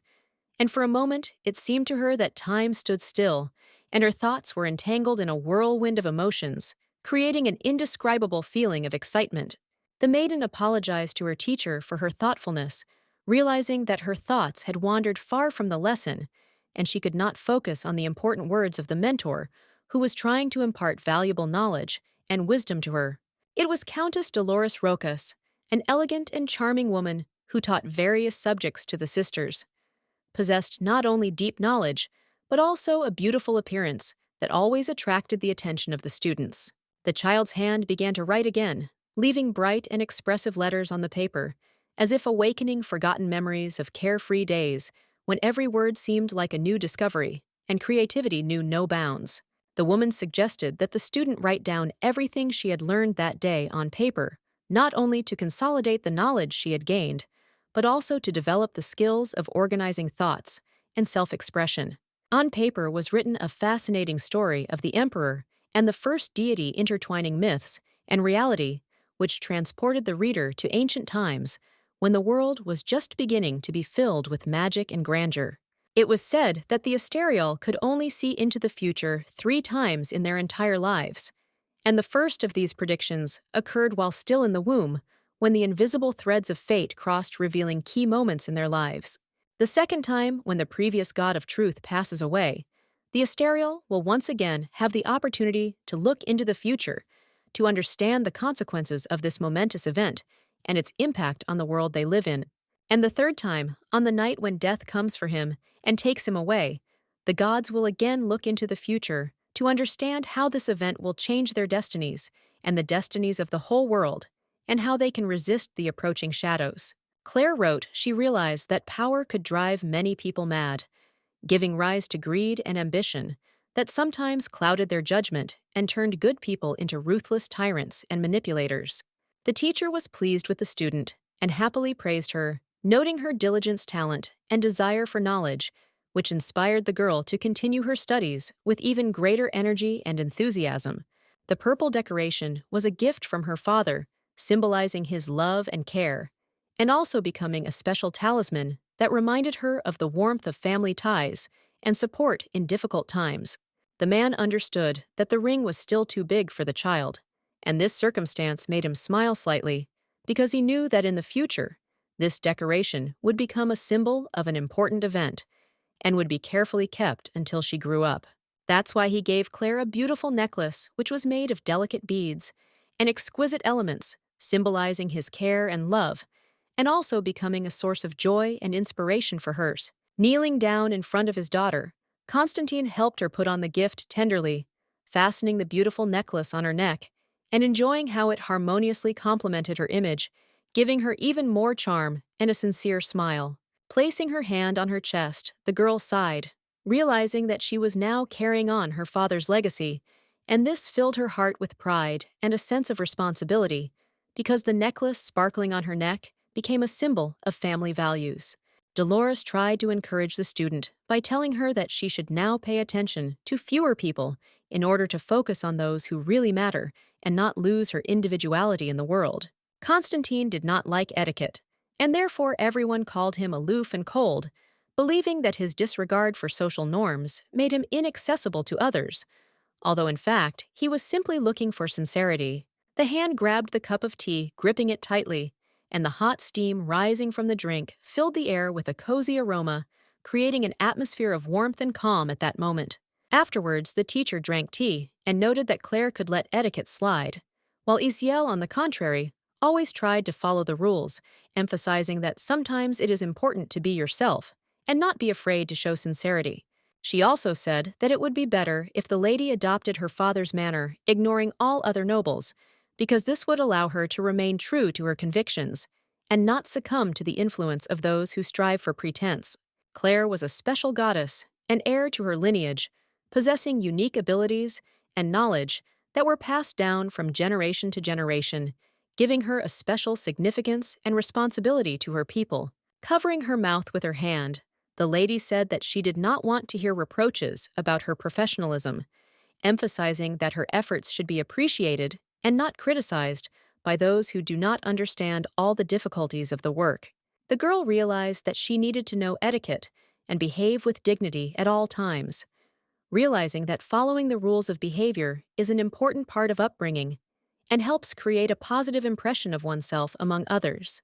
Dolores immediately realized that the student was clearly worried about her sister, who now had to watch her behavior, and this worry was reflected in her eyes, because she realized that every action could affect the family's reputation. Esiel then looked at her with anger and frustration. Her eyes blazed with displeasure, as if the maiden could not understand why anyone should worry about her behavior, since the lady believed that she had the right to be herself. The little girl tried to justify herself, trying her best to explain her actions and experiences, but her sister remained adamant and was not going to listen to complaints.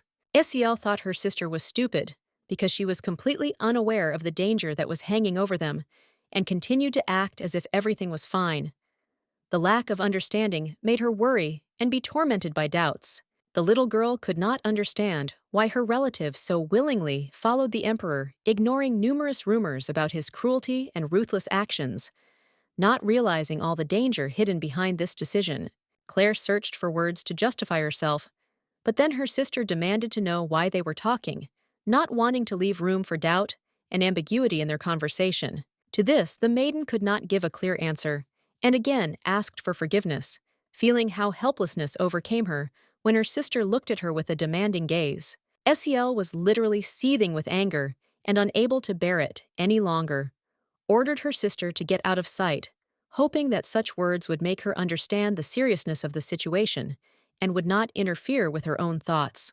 Out of nowhere, Dolores revealed that another student had recently persuaded Claire to go out for a cream soda planning to have a casual time and share news despite recent tensions. That was true, but it happened in the carriage before their arrival at the palace before the quarrel, when they were enjoying casual conversation and laughter, completely unaware of the tension and disagreement that lay ahead. Claire coldly replied that she now had no free time, since all the duties in the palace, imposing many strict rules and restrictions on her, did not leave a minute for rest and entertainment. Dolores said that in 2 days they would have an etiquette lesson, and Asiel would be free at that time, which could be a great opportunity for the girl to relax and chat with her sister without unnecessary worries. Hiding her smile behind her hand, the woman decided to give Claire the day off and give her the opportunity to talk to her sister, realizing how important it was for them to spend this time together and restore the lost closeness. The little girl's face became surprised when she heard the unexpected news, and curiosity lit up her eyes, as if she couldn't believe what she heard. The palace at night amazed with its majestic beauty when the moonlight gently enveloped its walls, creating a magical atmosphere in which every corner radiated magic and mystery, filling hearts with admiration. The girl standing on the cold floor in her shoes felt the cold penetrate through her shoes and thought sadly about her parents, who seemed so far away from her despite their closeness. The adults stopped what they were doing and, warily turning towards the sound, began to listen with curiosity and anxiety, trying to understand what could have attracted their attention on this quiet evening. There stood Claire in a sleep dress, with her hair down her image as if torn from a dream. She looked both fragile and mysterious, attracting the glances of the adults who could not hide their surprise. After her pardon, the mother began to write frequent letters of apology in which she tried to express her love and regret, hoping to restore the relationship and explain everything she could not say before. At noon, Carlotta looked tired.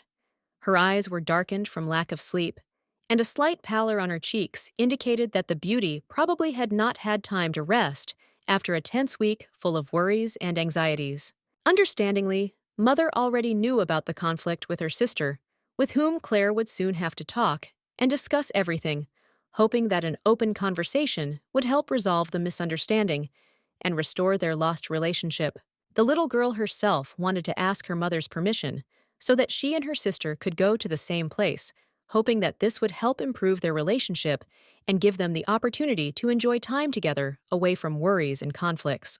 The woman was not against the idea, but the final decision remained with the father, who always made important decisions in the family, and as usual, was cautious in such matters. The man was also in favor, but insisted on taking nights with him for protection, realizing that the safety of his daughters should come first.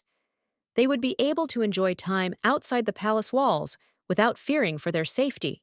With a smile, the girl said that they should somehow get together and go there together, dreaming about how they would spend time in each other's company, discussing all their dreams and plans, forgetting about worries and conflict.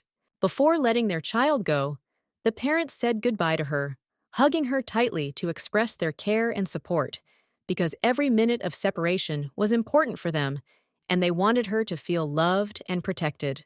The corridors featured long, rich blue carpets that rolled softly underfoot and gave the room an air of luxury and comfort, as if inviting each guest to take a quiet stroll through the majestic halls of the palace.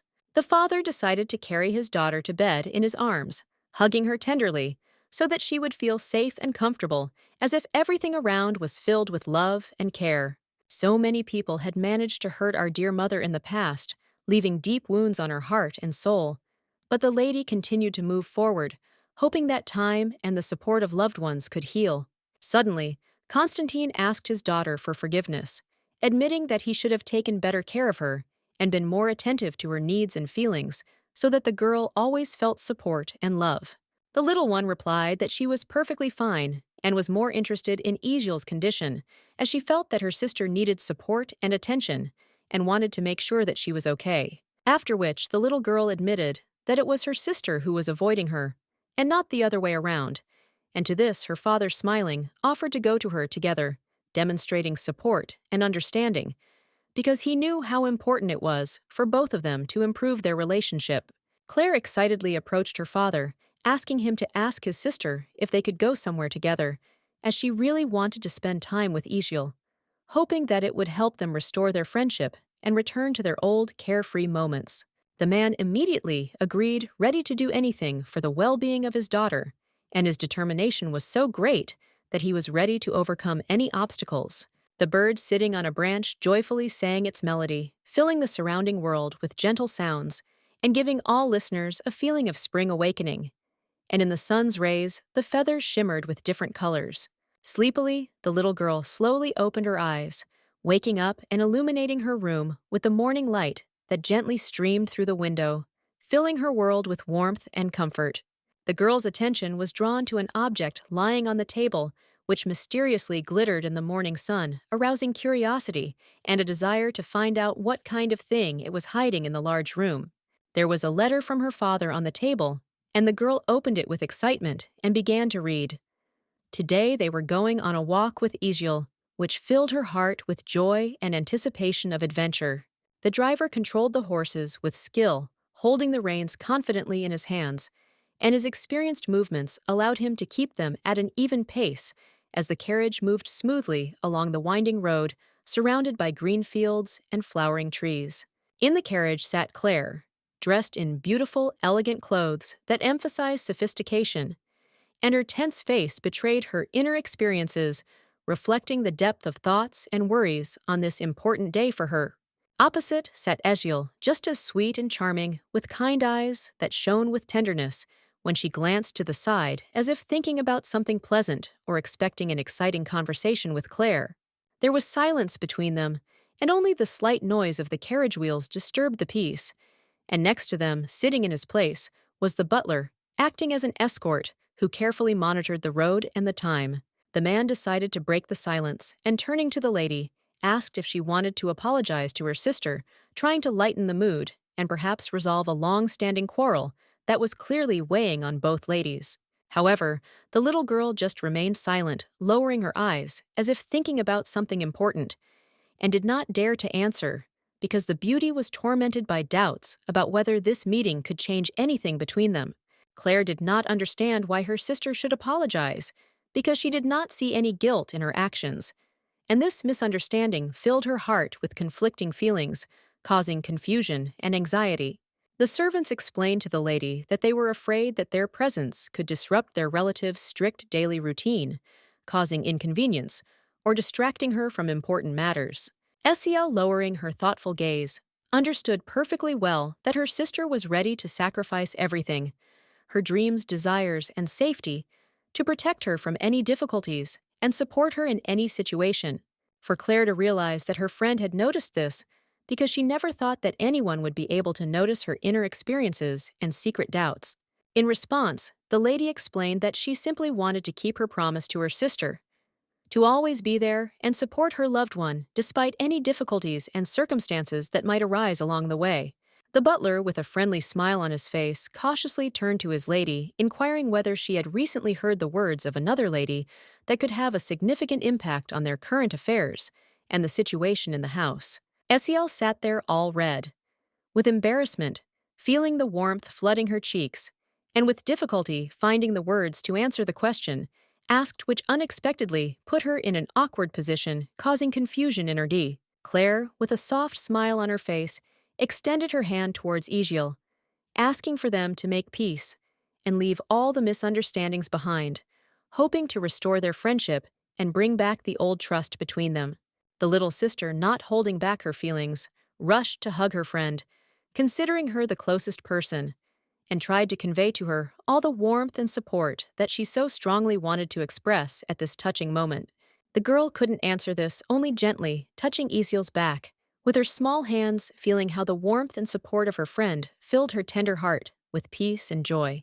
The butler was happy for them seeing their friendship, but asked them to be careful in the carriage, which was traveling through narrow streets, to avoid any surprises and keep the passengers safe during the trip. Soon they arrived at the desired place, and the coachman, keeping an eye on the road, stopped the carriage, allowing all the passengers to get out and enjoy the fresh air, which filled them with anticipation of new impressions. The two little girls got out of the carriage and stepped with delight onto the stone road leading to the city, feeling the coolness of the stones under their feet and anticipating all the amazing adventures that awaited them ahead. With a joyful exclamation, Eziel pointed her finger at one of the buildings, attracting her sister's attention, and doing so with such enthusiasm that her large eyes sparkled with delight as the maiden waited for her to appreciate the beauty of the architecture of the place. Claire looked at the popular place with an emotionless gaze. All thoughts were far from the surrounding fun, and the sorceress was immersed in her own thoughts about life and its turns. The one who told her about this place was the son of a rich merchant and an unremarkable young man whose ordinary manners and modest appearance concealed his true origin and wealth. However, in the past, he had not hesitated to loudly swear at Claire, insulting her and calling her dirty names, which left a deep mark in her memory and made her perception of his current behavior even more complex and contradictory. The butler noticed that there was a room for the nobility upstairs, and standing next to the young noblewoman, he could not help but notice the luxurious details of the interior, which emphasized the status and importance of the surroundings. Looking at the joyful and embarrassed Ishil, Claire could not take her eyes off her, feeling her heart fill with warmth and tenderness, because at that moment, her sister looked especially beautiful and happy. She took a determined step forward, hoping that no more drama would happen that day and that everything would finally fall into place, allowing her to enjoy moments of peace and joy.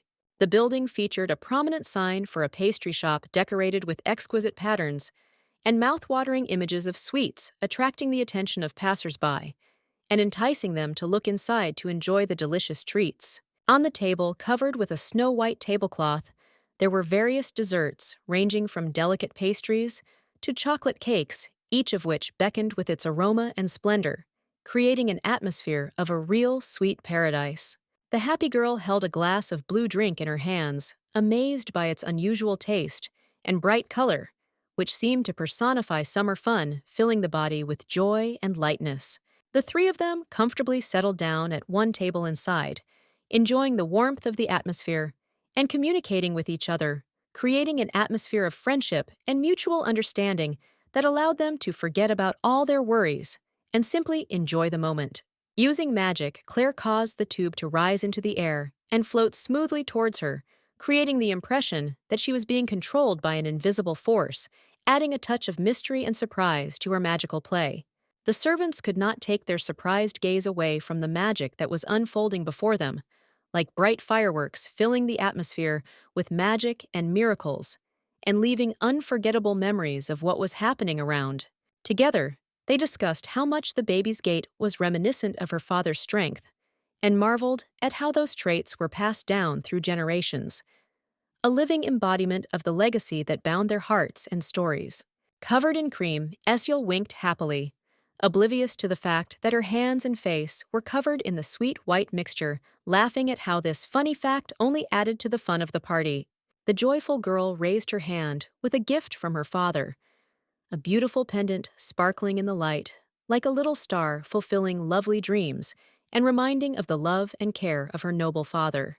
Clutching the pendant tightly in her hand, Claire realized that she wasn't the only one whose parents had given her gifts like this.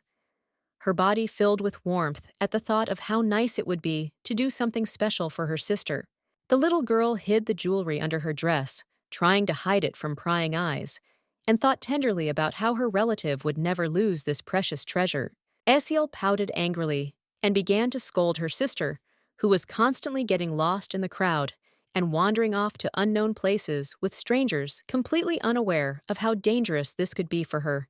Claire realized that she had no choice but to ask for forgiveness and suggest that her sister go out together from time to time so that they could support each other and spend more time together. The girl did not hold a grudge against her sister, and with a smile on her face, happily hugged her, realizing that their connection was more important than any quarrels, and that love would always be stronger than misunderstanding, because it was moments like these that made their relationship stronger. The butler smiled and said that he had served their father since he was a child, and his eyes lit up with memories of the years gone by, watching the family grow and change over time. The girls laughed, trying to imagine what their father was like as a child, imagining him as a funny and mischievous boy who probably played pranks and dreamed of great adventures just like they were doing now. The man admitted that at that time, their parent was not very sociable and did not try to make friends with other children, preferring to spend time alone with his thoughts and dreams, which made him even more mysterious and interesting. Claire responded by saying that in this way, she was very different from her father, as she had a mother and sister who always supported her and inspired her to communicate with others. The servants watched as the Duke's daughters interacted sweetly with each other, their joyful laughter and bright looks, creating an atmosphere of warmth and comfort that filled the entire hall. Suddenly, as if by invisible magic, the stem of the flower rose smoothly and gracefully from the vase, causing everyone present to hold their breath in surprise and admiration. Then the lady, noticing the flower on her dress, began to play with it, using her wind magic, and the petals, as if alive, swirled in the air, creating an amazing dance around her. Being self-taught, Claire stared out the window, lost in her thoughts. She should socialize more with other people to broaden her horizons and find new friends who could inspire her to new discoveries. It happened in the past when they lived in their cozy little wooden house, lost among the forest trees, surrounded by greenery and fragrant flowers. All the nannies that Mother hired pointed at Claire and whispered to each other that she was strange, causing the girl to feel isolated and misunderstood. Her uniqueness became the subject of discussion and gossip. The little girl curiously asked her mother where the nearest temple was, where people with talents and magic were sent, because she had heard that it was not the best place for those who were different from others. However, Carlotta sternly stated that as long as she was alive, her daughter would not go there, resolutely protecting her from any dangers and warning that such a place could threaten their peace and happiness. The woman gently asked that next time the girl try to pretend that nothing had happened, so as not to draw unnecessary attention to her magic and to remain calm. And then they moved often, packing their bags again and again, like nomads accustomed to constant change, each time leaving behind a piece of the past and heading off to meet a new, unknown future. One day they moved to a small village where there were many cozy houses and children playing in the sunny streets. The quiet atmosphere of this place immediately filled their hearts with a feeling of peace. Esiel quickly settled into her new surroundings and made many new friends, instantly charming everyone with her kindness and outgoing personality. She quickly integrated into local life, and soon her friendships with other children became strong. Claire, on the contrary, stood aside, unable to bring herself to speak to anyone. Embarrassment and shyness prevented her from joining the cheerful company of children, and the maiden only watched from the sidelines, feeling lonely in this new place. In the village, there stood a huge summer house surrounded by lush gardens and tall trees. The house immediately attracted the attention of everyone who passed by, concealing the mysteries of the past and promising new stories. The family that lived in this house sometimes came for the summer to relax in the peace and quiet of the village. They had a boy who always traveled with them, who was impudent and not the nicest person. Mother extended an invitation to her daughters to come into the large summer house, smilingly inviting them to stay and look at the spacious rooms and the beautiful views that were hidden inside. The first month went well, and the little girl happily interacted with her new friends, filling the village with laughter and fun, while Claire remained on the sidelines, silently watching them with a slight feeling of sadness. Soon, the little lady was left all alone, while the other children were happily playing together, and as she watched them play from the edge of the playground, she felt mixed emotions of longing and wishing she could join them. Esiel happily invited her sister to join them, with the sincere hope that her invitation would help Claire overcome her shyness and enter the circle of friendship that was so inviting with its warmth and fun. But the sorceress refused, not turning to face her relative, as if she was afraid to reveal her true feelings and show how much she missed the communication and friendship that she so desperately desired. Instead, the girl sat down in a quiet corner and began to read, immersing herself in a world of books where she could find solace and forget about her loneliness, allowing herself to enjoy the adventures and fantasies that unfolded before her eyes. As Esiel joyfully jumped around with a wreath on her head, interacting with the other little girls, laughter and fun filled the air, creating an atmosphere of happiness and friendship in which each girl felt like a part of something magical. But one day, an important event occurred. a boy from the family that owned the summer house arrived. His appearance caused a wave of curiosity and anticipation among the children because he was their new acquaintance. The servants quickly noticed the arrival of the young master and greeted him with sincere respect, noting his confidence and charisma, which immediately attracted the attention of everyone present. Nathan, that was the boy's name, suddenly broke into the witch's fragile peace, and although his appearance was not particularly attractive, there was a spark of curiosity and courage in his eyes that could challenge any preconceived judgments. The rose slipped easily from his hands and fell to the floor.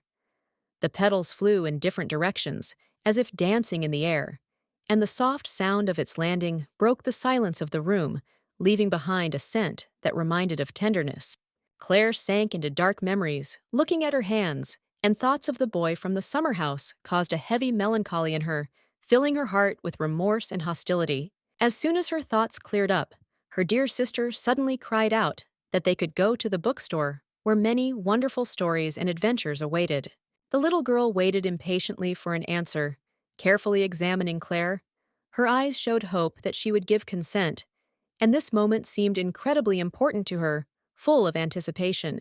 The sorceress could not resist the call of fate, and feeling that the time had come to act, she merely nodded to the butler, expressing her consent and readiness to accept the challenge. The man needed time to prepare everything thoroughly, so he politely asked the lady to sit and wait for him, here promising to return as soon as possible. The ladies were left alone in a deep silence that enveloped them like a soft blanket, filling the space around them with a feeling of peace and anticipation, while every rustle and sound seemed louder in this sudden silence. Suddenly, the little girl flushed with embarrassment and, blushing from awkwardness, turned to her sister and asked if they could go to the restroom.